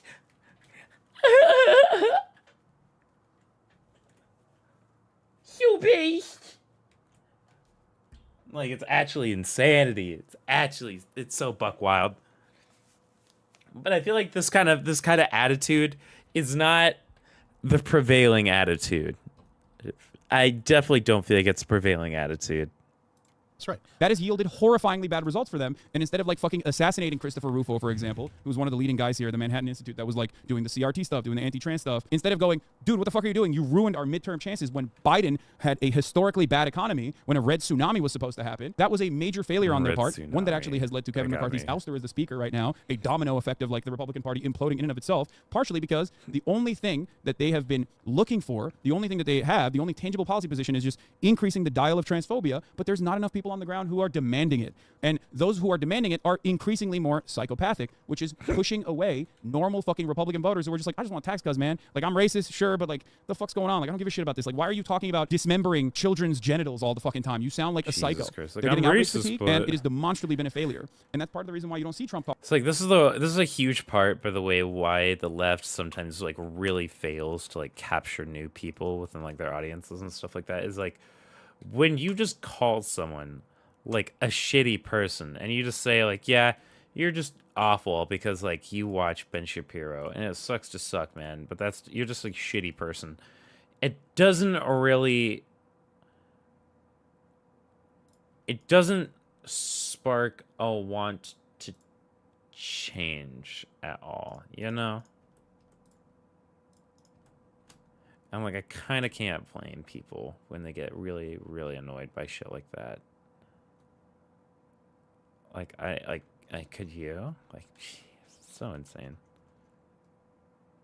Yeah, they're just racist pieces of shit, but you know, I don't know if they're talking transphobic. too much about wokeness or trans people. He like brings it up every now and then in his commentary, but it is far less than Ron DeSantis, wouldn't you say, who is an objectively less popular candidate. Yeah. So with the exception of the Trump and DeSantis thing, which we can get into, I actually agree with everything you said. So now let me give it to you from my perspective and why I'm concerned about it. So, number one, Republicans bring this up because they're fishing and fishing. All their positions are deeply unpopular. So they're fishing for one position that they could finally get some sort of popularity on, right? So they dig all the way down to trans sports at the high school level, and they get over 70% saying, okay, no, meritocracy, we shouldn't do that, right?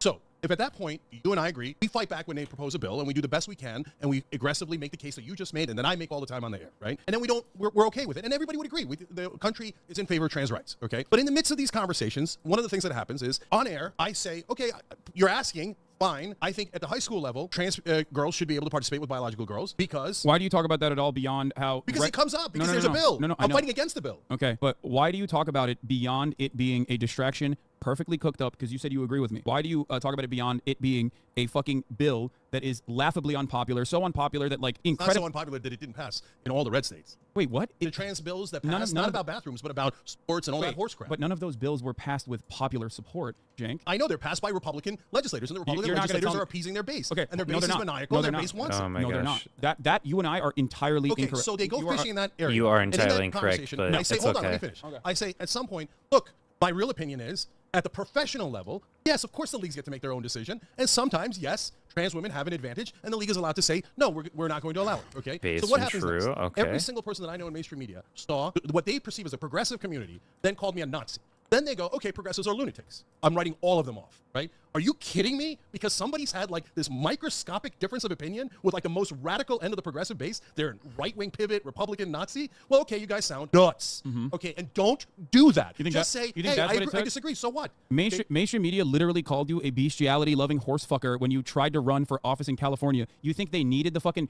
You think they needed like 11 trans people with anime avatars on Twitter calling you a Nazi to be like? on a platter. That's crazy. And They then have there are material real issues. issues that are much larger. They have that material. also cost us, and it makes it look like we are extreme. When in reality, 2/3 of the country's on our side. Take the fucking win. Take the win. So here's another one, and this one I don't know how you're going to light up on this one. No, this is Defund the important. police. It's This a is- terrible slogan. Okay. A terrible no, idea. we're moving away from other talking points. Let's get back. Ooh, to dude, the one Chank's issue kind we're of talking about. cooking My right perspective now, is that though. They have every. He's like, interest to yo, like all fucking these every optic single L's time we media does taking, bro. because We of got to their stop underlying doing zero that. interest in defending the corporate oligopoly structure that we have. This is who funds them. This is how people rise in Right, positions of power in the wrong. media infrastructure. Bro, You've been a part of this cooking. already. Personally, you've seen it happen to you at MSNBC. So like, there is no reason why they're not looking at like magical trans people on Twitter and going, oh, that's it. Here's the reality. They're being crazy again. They're calling Jank a Nazi. Yes, Those- they are. And the they're me- looking for any excuse. I agree with that. But then stop giving them excuses, which is the point you started with. Okay. There's a major disagreement here. We are at odds, and But we're not at odds. You say don't talk about it. I say don't talk about it. We say you say you're against the bill. I say I'm against the bill. You're for trans rights. I'm for trans rights. But my point is but the difference is the same people that call you transphobic also call me transphobic all the fucking time. The difference is I don't change my perspective at the end of the day, I don't change my perspective 1%. even offer it any fucking additional light, because who fucking cares? You just do what you think is right and you keep pushing. And I think that it's very dangerous and very scary when you get moved by your base of support that you have worked tirelessly for 20 years and like building and solidifying, turning on you and saying you're right wing now. I think that is didn't happen though. Like I agree with you. It's 11 people on Twitter. So our audience It's is like just 11 as gigantic people as on it's always Twitter. been. So you can Oh, go ahead and no. cry about it if you're among those 11 people. man. So I'm not worried about that, Hans. I gave it as a small example, and Defund the Police is a much larger example. Okay, of we'll how get the to that in a progressives second. are getting pigeonholed by mainstream media and Republicans as radicals, when in reality we are the overwhelming majority of the country. So we need to focus and get our I agree. messaging right. That's why looking at a couple random people and greatly emphasizing the impact that they have, and even attributing the mainstream media's perspective shift on progressives, when you and I both know that they never fucking gave a shit, and they don't even need like a couple of random trans people to call you a transphobe to like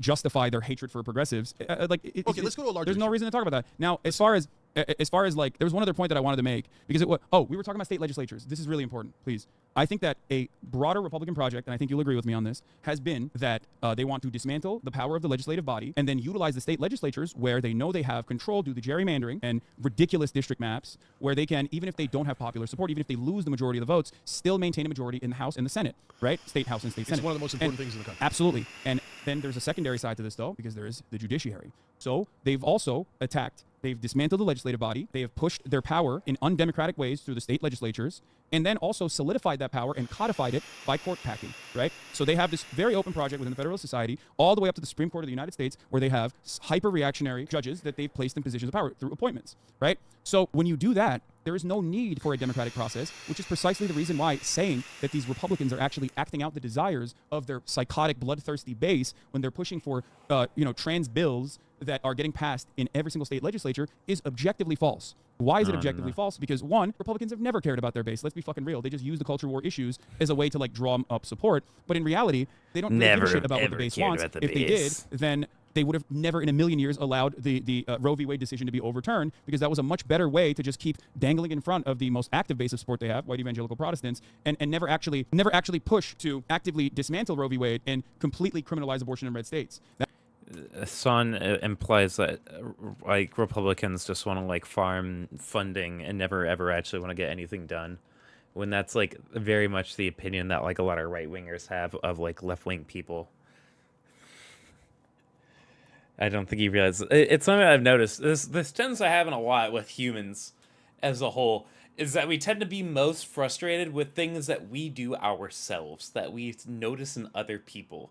So, for example, like I have an issue with arguing people and with over talking and interrupting people, and I equally hate being interrupted and over talked. I hate it. It's super annoying. But I myself have an issue with it.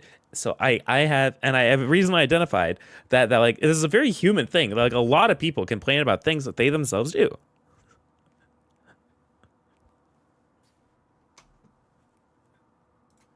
Like it's like it's like when he's like, I don't know why Republicans want to overturn Roe v. Wade, but they can just keep dangling over their bases' heads. When it's like, well, the reason why they did that was because that's what they said they wanted to do, and they did it. They didn't just like fumble around and like go like, well, I mean, like we don't have the money to do this, we can't do that for this reason or the other. They just kind of did it. Everyone went, oh shit, you guys actually did that? That's wild. Yo, what's up, gamer? Looking magnificent indeed, man. Let's go, based. That's why they have a major fuck up right now, because they're suffering from their own success. So I don't think that pointing to state legislatures and bills that they've I'm passed doing great. To say, no, there is actually a decent amount of support for anti-trans legislation from the Republican base of support. Chilling out. We're is correct, factoring it up. especially when all signs point to the opposite. At the national party level, the Republican Party is currently going through a crisis, an identity crisis. This looks they have stupid. capitulated to incredibly bloodthirsty, psychotic fucking culture warriors for so long that they end up leading like Ron DeSantis, pushing for objectively unpopular bills, okay, by utilizing the state legislatures, and then suffering the consequences on the perception in the national party. Yeah. So look, again, there's a lot I agree with, but let's break it down one by one. So it can be both, Huss. It can be that, yeah, they've done the gerrymandering. Gerrymandering has done most of the work for them, and it made their seats pretty much impenetrable. So if the Republican legislators do something, it doesn't necessarily mean that the voters of that state want it, for sure, right? But it can be that also the vicious end of the Republican base does want it, and the polling indicates that they do want it, right? And so, but the larger point here is... I don't agree. No. I don't think no. Wrong. Let me be clear, because it depends. Wrong. If you say, do you hate trans people? Or the Gaza and the West Bank shooting. Oh, dang, what? Well, the answer is no. I don't really keep Remember, up with geopolitical they are in favor of shit. trans Wait, what rights. happened? Hold on.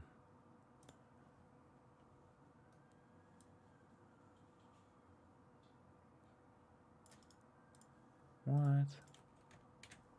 Curious, though. What happened here? Hundreds of rockets fired at Israel amid deadly IDF airstrikes in Gaza. Can I show this on stream? Let's see before I just looking. Joining me now on all of this for an exclusive interview is the Palestinian Prime Minister Mohammed Shtayyeh. Welcome, Prime Minister, from Ramallah. Thank you so much for having me. Prime Minister, can I ask you, in the end, it comes down to people and to death and to mourning and to the ongoing hopelessness. We have a young 15-year-old Palestinian boy who's been shot and killed by Israeli security forces. We also have the mother of two sisters, Israeli-British sisters. They were killed in a shootout, and now the mother has died of her injuries. I want to know your feelings about all of this after all your years in power, but how is your government working with the Israeli government to de-escalate tension and try to restore security? Well, by all means, occupation in itself is a source of all violence. As we have seen it, is not only today, is not only yesterday, but every single day. This Israeli government in particular has adopted a special policy that one can call shoot to kill policy. Since the beginning of the year, 96 Palestinians have been killed. A number of them, including this morning, a 15-year-old boy has been killed, 75-year-old man has been killed, and all in between, men, women, young men, old men, and so on. So occupation is the source of every violence. Incursions into the mosque, incursions into refugee camps, house demolitions. Let's take a look. AP News. That's unfortunate. It's something I do actually want to do more like research into. I don't have. Oh, shit! Wait, really? Damn! Wait, what? Oh, damn! Oh, this is the new one. Okay. Okay, hold on. Oh wait, yeah. Okay, that was okay. Damn, what they've been doing this. Holy shit, what the fuck? They like been using rockets and shit. Oh my gosh. What are they, like fucking supervillains? What do they got, fucking Professor Doom in Israel? What the hell? Got Dr. Doom firing hidden fucking missiles every other month. Holy shit. That's insane. Like I know it's an insane conflict. I just like it's like one of those things that people get so passionate about, and I have no clue where to even begin on it. It seems like from what I'm finding here at least, I don't know. Whatever I just looked at this. And I was like, yo, what? And it seems like July, May, February.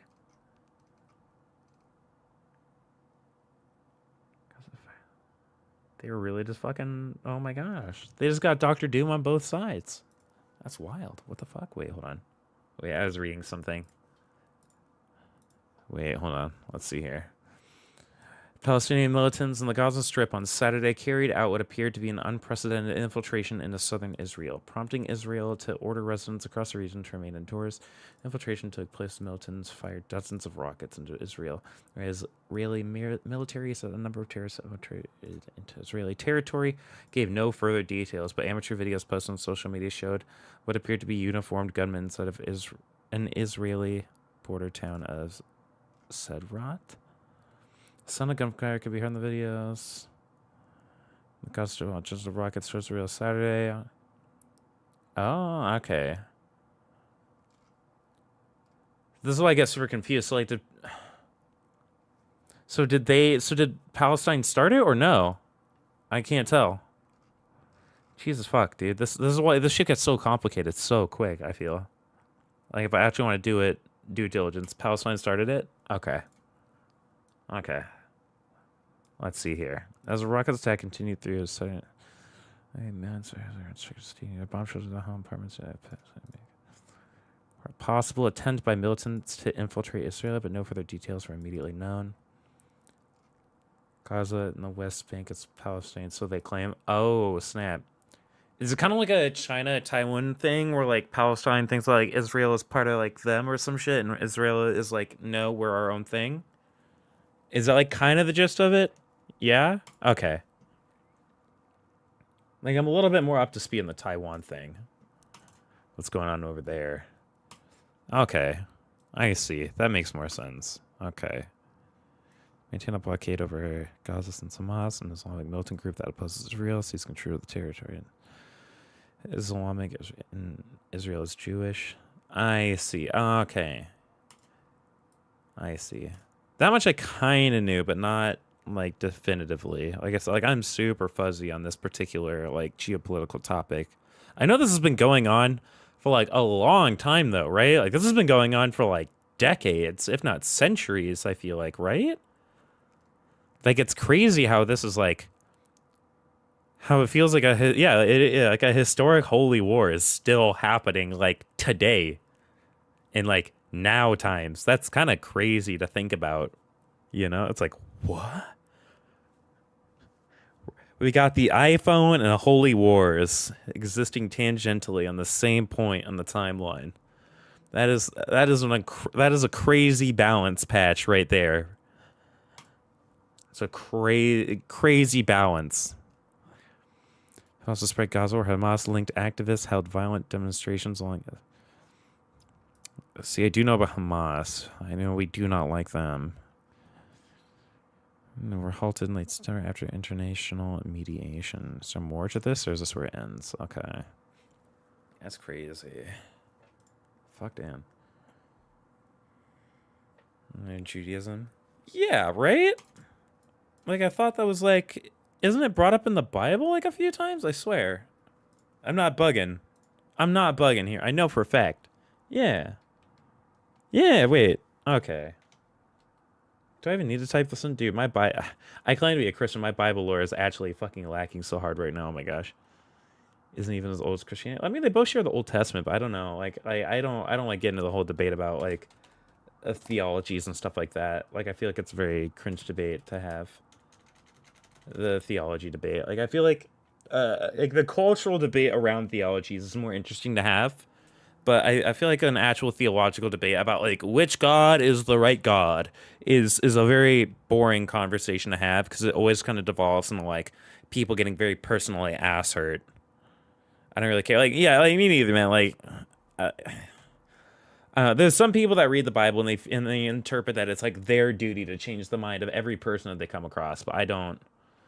I'm not in that group. Side with Israel. I mean, like I do too. It seems like they've had their own economy and their own thing going on for a very long time. It seems like they want to be their own country. They should just be that. And it seems kind of cringe that they're just kind of being impeded on by a militant force that just wants their territory.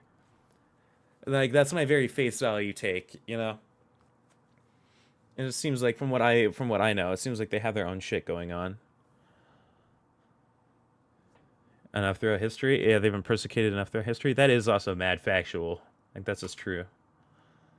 They're in favor of treating trans people in the same exact way about employment, healthcare, etc., which is wonderful. And again, 2/3 of the country is progressive. Okay, so when you go to ask them about bathrooms, no. When you ask them about the military, no. These people are willing to give their lives for this country, and you don't want them. What kind of a monster are you? So the American people are on our side on all those things. That's why they had to go digging for this stupid high school sports thing, right? And on that, I've seen the polling. It's over 70% of Americans are on the side of banning them. Right now, I'm on the other side. I'm with the 30%. I leave the kids alone. Right? It doesn't matter if your daughter was going to break a record or whatever. Just calm down. Stop checking the genitals of kids. You're sickos. Leave them alone. Right?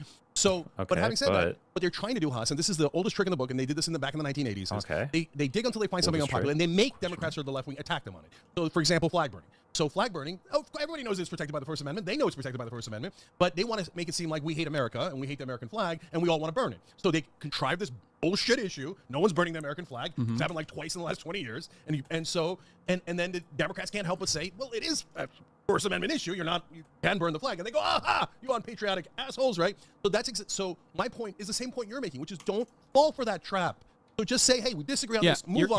You're saying don't fall for that trap and don't even defend it or don't even. I'm saying defend on the bills because when there's a bill, you have to defend. Yeah. But then point out super aggressively what the Republicans are doing wrong. Chelsea Manning has a question for you. Q for Jank. Is it possible that trans people are reacting the way we are because we hear people make these talking points and the next thing we know people are saying this is why I had to become a conservative time and time again, and that right-wing slant is true for the likes of Dave Rubin and many others, even including like former TYT people. I think that's where a lot of people are defensive when they hear you talk about this, or when they hear people fall into the trap of like jumping on every single non-issue that ultimately turns into discourse like bonus holes or whatever the fuck like some psychotic weirdo British person came up with at the fucking Daily Mail, right? If you are even pushing that discourse as though this is like real and applied and genuinely a threat to democracy because it's something that everyone is like forcing you at gunpoint to utilize, then all of a sudden you are a culture warrior, whether you admit it or not, because these issues are distractions and they're stupid as fuck and that nobody should even talk about it, let alone amplify it. I'll take it one step further though. There is one other issue here, and that is the Democratic Party.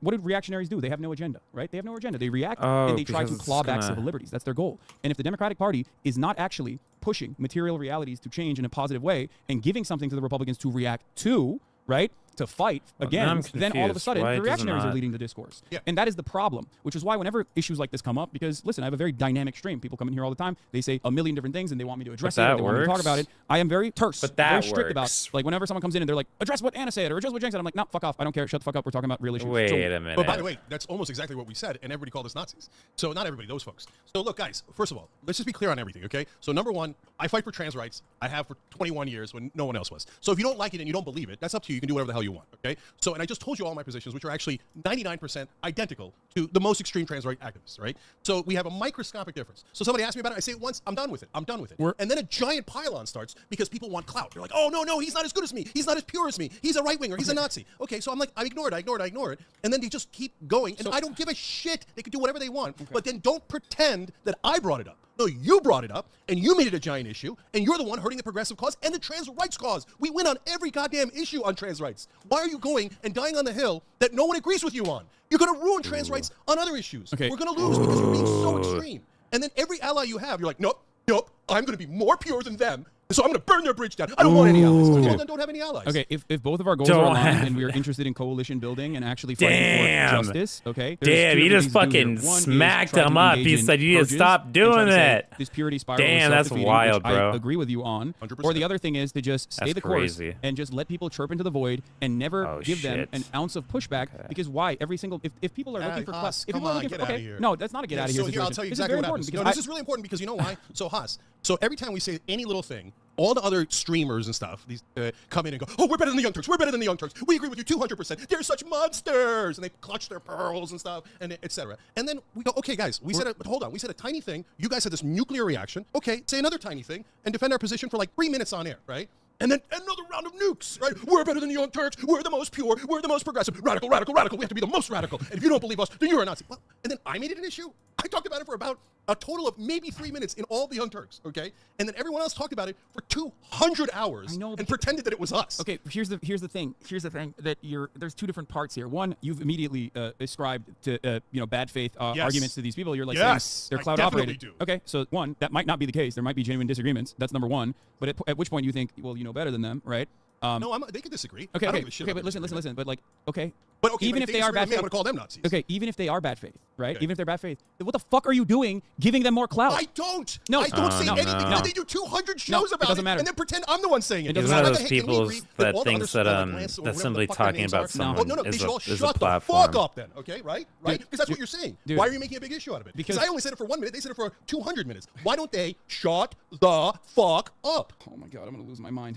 I don't even understand what we're disagreeing about. So we agree 99% on the issue, and we agree 99% that it's not a major issue, and people are making a big deal out of it. I think the anger that people feel towards that sort of thing inevitably derives from offering any fucking light to that conversation, especially when you understand that it is just like bullshit talking points that have been focus tested and being brought up. The moment that you give it any validity, okay, and now I'm not even talking about like, let's talk about a general thing. I'm not even talking about that. I'm not even talking about like, talking to other leftist people or like defending your positions or whatever. I'm talking about how deeply and undesirably unproductive it is to offer any amount of consideration to literally talking points that are cooked up in a fucking laboratory about 0.1% of the fucking population. As they do 200 shows back to back. There are a million streamers. Are you telling them? There are a million streamers that have not only said things about you, but have said things about me as well. There's a difference between you and I, though, because no matter what happens, when people do write those things or people do say those things about me, I've learned the hard way not to give it any credence whatsoever and stay the fucking course. And ultimately, if people have made up their minds that I'm a transphobic person,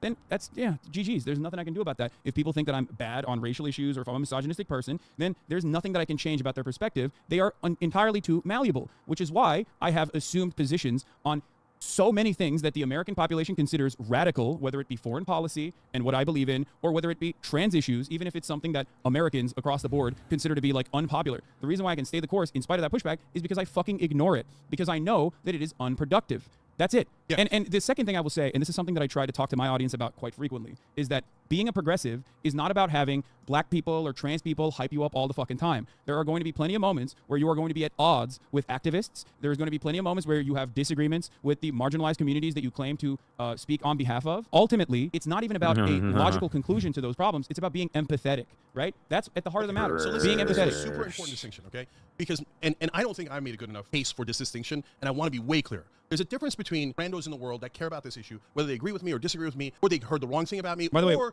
they have heard the right thing and they still think this guy's a Republican and I hate him. No problem. And media figures, streamers, etc. Those guys are largely scorpions. And it's because the incentives and disincentives create scorpions. Because when you attack someone else, you get into the algorithm loop on YouTube, mainly YouTube, but in some other places as well, and you try to get attention. So they don't even know, I hope they don't know, a lot of them, that they're doing it on purpose. I hope they're not doing it on purpose, but probably some of them are, right?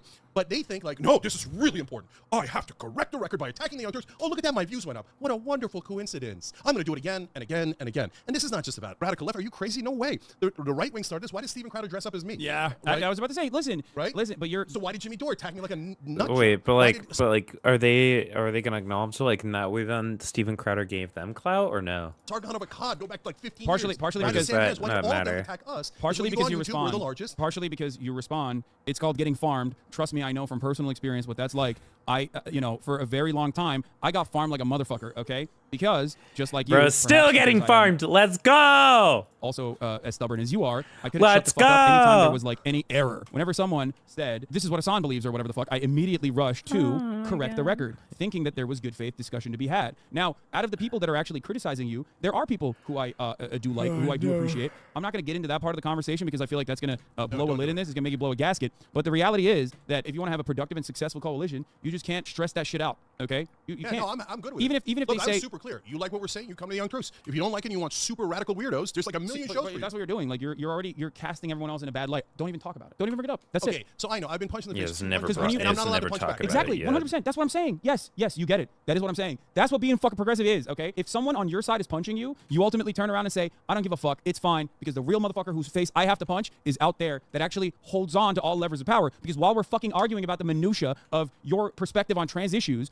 or whenever like you choose to engage in like any kind of reactionary framing of an issue, there are actual fucking people out there who are making everyone's lives actively worse. So why the fuck would I ever care about what some dumbass fucking YouTuber has to say when Ben Shapiro is, again, stealing our fucking lunch money and doing whatever the fuck is necessary to keep propagandizing every fucking awful position that makes people's lives worse? That's why I fucking cover Ben Shapiro every day, by the way, you dumb cocksuckers in here who fucking think like, oh, what does this song talk about Ben Shapiro all the time? That's why, because he's the fucking bad guy. You will never see me fucking agree with Ben Shapiro or Steven Crowder or any of those fucking bullshit charlatans out there, because those are the fucking bad guys. I don't give a fuck if people call me transphobic or racist or whatever the fuck. I'm not gonna stray away from my point of view. But more importantly, and I don't think you do either, but there's this one issue that you and I have. There's one disagreement. There's one difference that you and I have. You spend entirely too much time thinking about all the people on your side who fucking hate you, okay? Who say you're bad and wrong, even if it's a misunderstanding. Don't even fucking clear it up. It doesn't matter. People will see where you are genuinely coming from when you keep saying the same shit that you're saying that you've said for 20 fucking years. That's it, okay? A lot of people yelled at me during the fucking Hogwarts drama. Every trans content creator on Twitter yelled at me, okay, and said, you're a fucking a piece of shit, you're transphobic. Oh, what, you can't play one fucking game that's transphobic? It was an idiotic fucking take from the jump. I said it a month in advance that this is entirely too popular of an IP. The best thing to do is not like try to do boycott, is try to boycott this fucking IP that's completely devoid of the transphobic person that is making money off of it, and instead use it to fundraise or you know, push the issue forward. Which was actually, to be fair to Hassan, I feel like that was a pretty base take.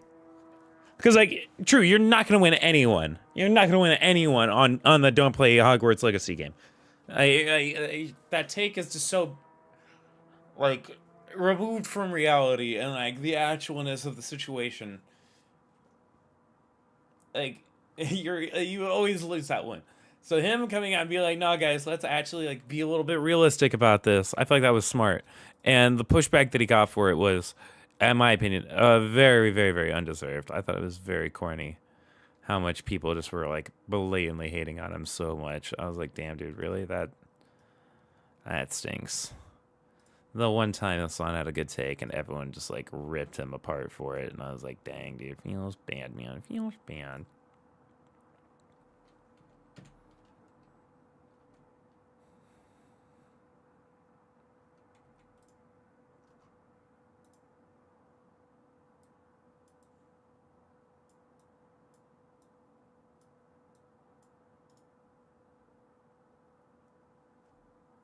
You know, I'll take it. It could be worse. Could be a lot better, though, but yeah, it could be worse.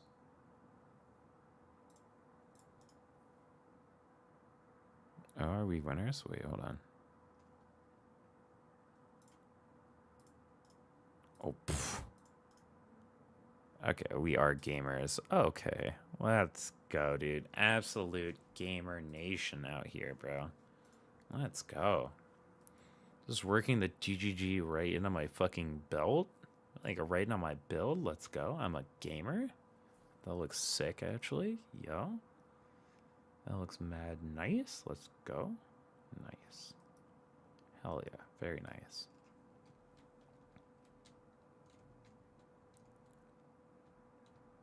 Very nice. Further, everybody yelled at me, said that was incredibly transphobic. What the fuck did I do? I shut the fuck up. I said, you guys are wrong, but it doesn't matter. History will absolve me. It did. Who gives a shit? The game fucking sucked. Right-wingers like Ben Shapiro made commentary on it, saying that Hassan is terrified of trans people in his own audience, and that's why he also has to capitulate to their trans people in his own audience. When if I wanted to capitulate, I would have never said anything about Hogwarts whatsoever, and I would have just stayed the course and never played it and said, yes, it's a transphobic fucking game. But I didn't do that because I'm a stubborn piece of shit. I yelled at the people, and I moved on. Many of those people who thought I was transphobic in that fucking fervor have come to the realization that they were maybe wrong. A lot of people don't want to admit that they're wrong, especially when tensions are fucking high. It doesn't matter. They finally, quietly come to that conclusion that you were on, if they truly do believe that you are genuinely on their side. That's it. So just make your work speak for itself. You don't have to constantly fucking yell about random trans people online. And yes, that's what being the bigger progressive media person it revolves around. You have to do that.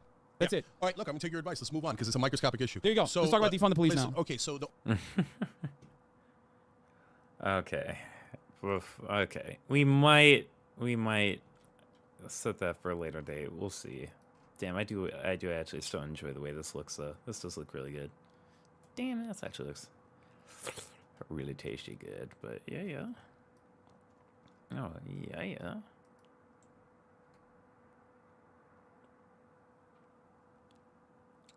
Like, there's things about it that I like, and there's things about it that I don't like. So it's like, you know. It's one of those things, man. It's one of those things. But like, I don't like the thruster glitch. That mainly is like the big thing that turns me off of this mod nowadays. But it still looks pretty good nonetheless.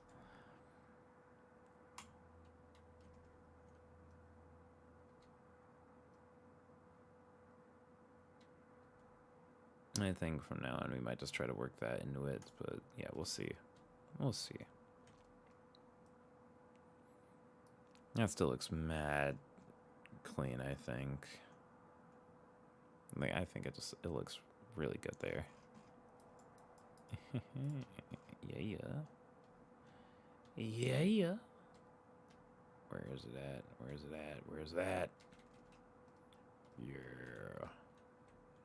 Yeah. Anyway. Okay, so the armor belt does just show up differently now. Good. I do kind of want it to be a different render at times, just so I can kind of like make more sense of like where I'm actually building and what I'm building with. Like, for example, like this doesn't need to be armored. Just this. Just that. Yeah, see, there we go. Look at that, that's like a lot better now. Like also all that and all this up here doesn't need to be armored, just that bit here. Yep. See? That's really good for just like general cleanup. Making sure everything's flowing in nicely. Yep, there we go. That fixed that. Okay, there we go. Yeah, see? Very much helps like a lot actually, I think. Definitely think it helps a lot. But yeah.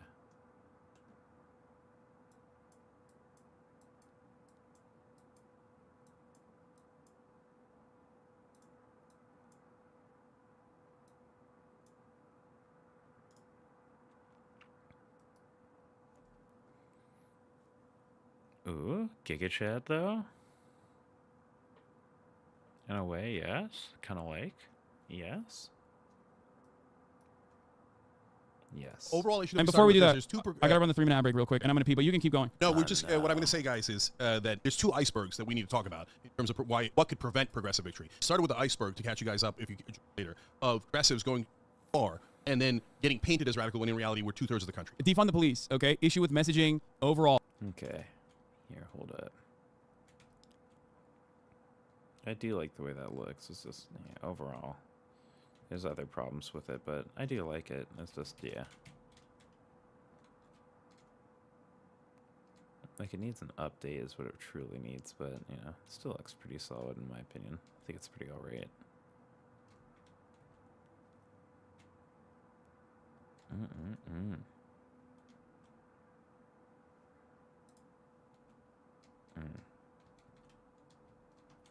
Dude, it's crazy, man. The resource center be looking mad, like mad clean.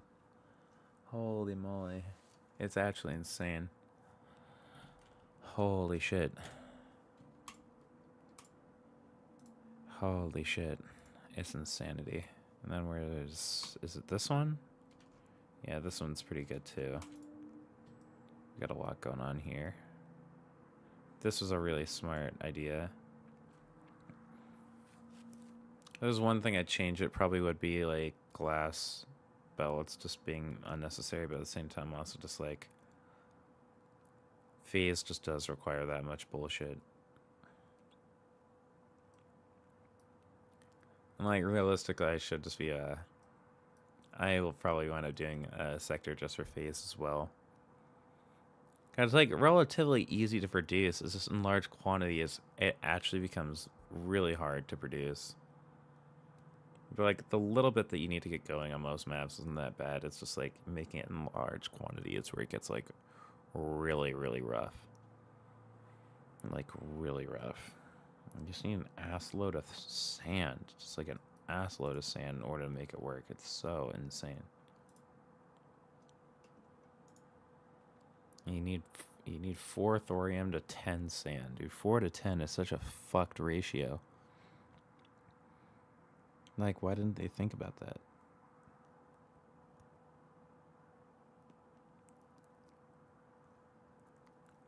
I guess it just kind of balances though, because face is pretty good. Use it for solar, and like the actuality of it is because it's technically easy to make, but it's also like hard to make in a lot in abundance. I guess it kind of gets balanced out that way. It's still just like one of those, damn, that's really poopy.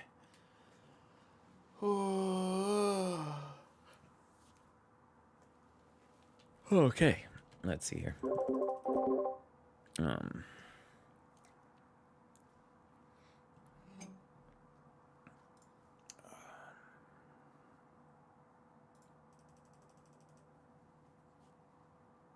Let's see what's going on here. Whoa, shit.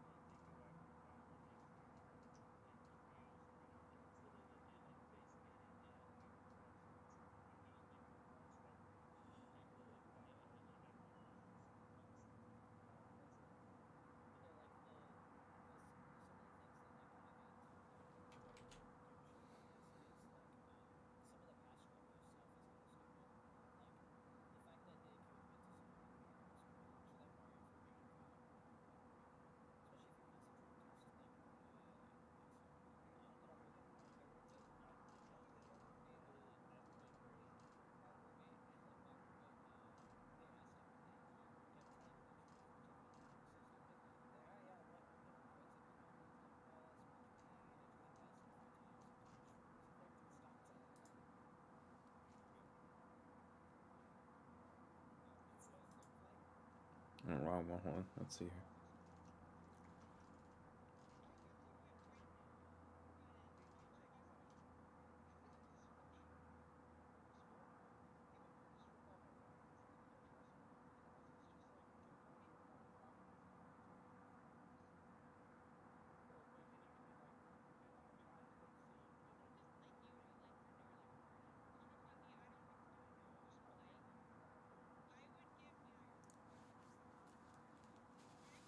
Oh no.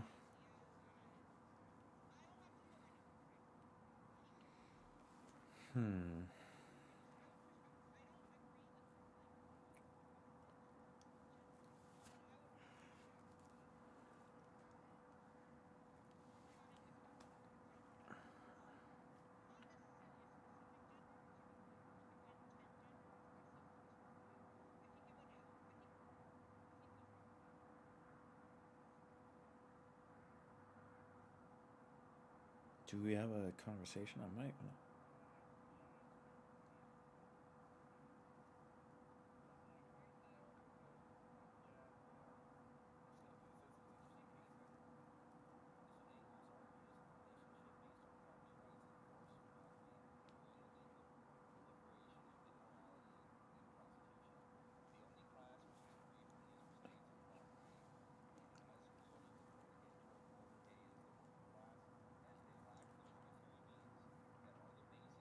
Oh my gosh.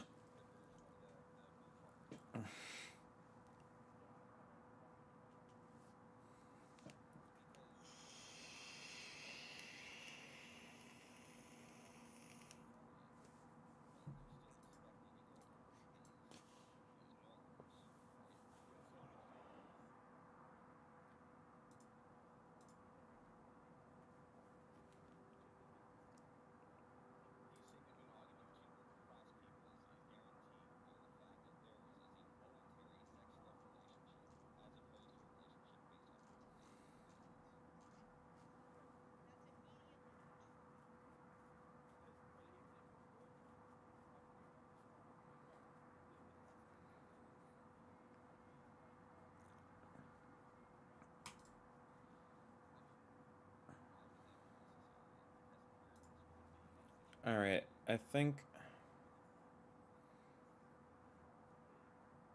Yeah, I think we're gonna wind up... I don't know. Oh, shit. Okay, here, hold on.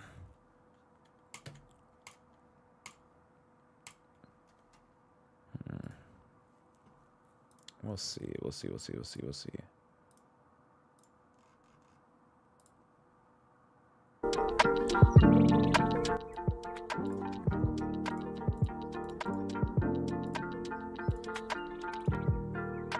Okay, hold on.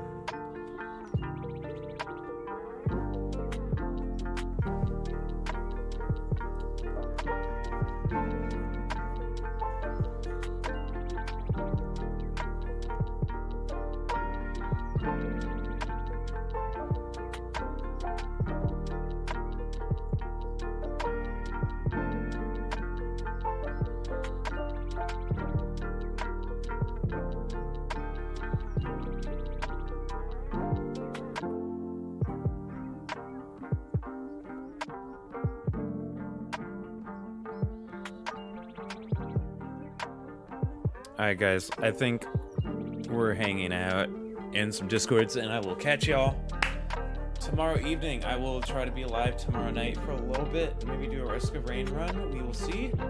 But yeah guys, thank you so much for watching, hanging out.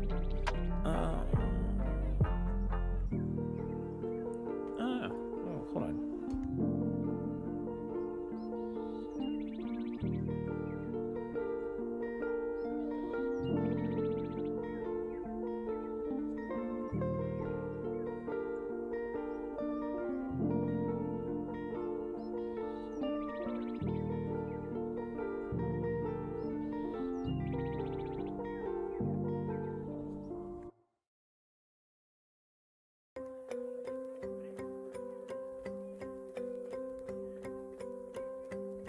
All right, yeah.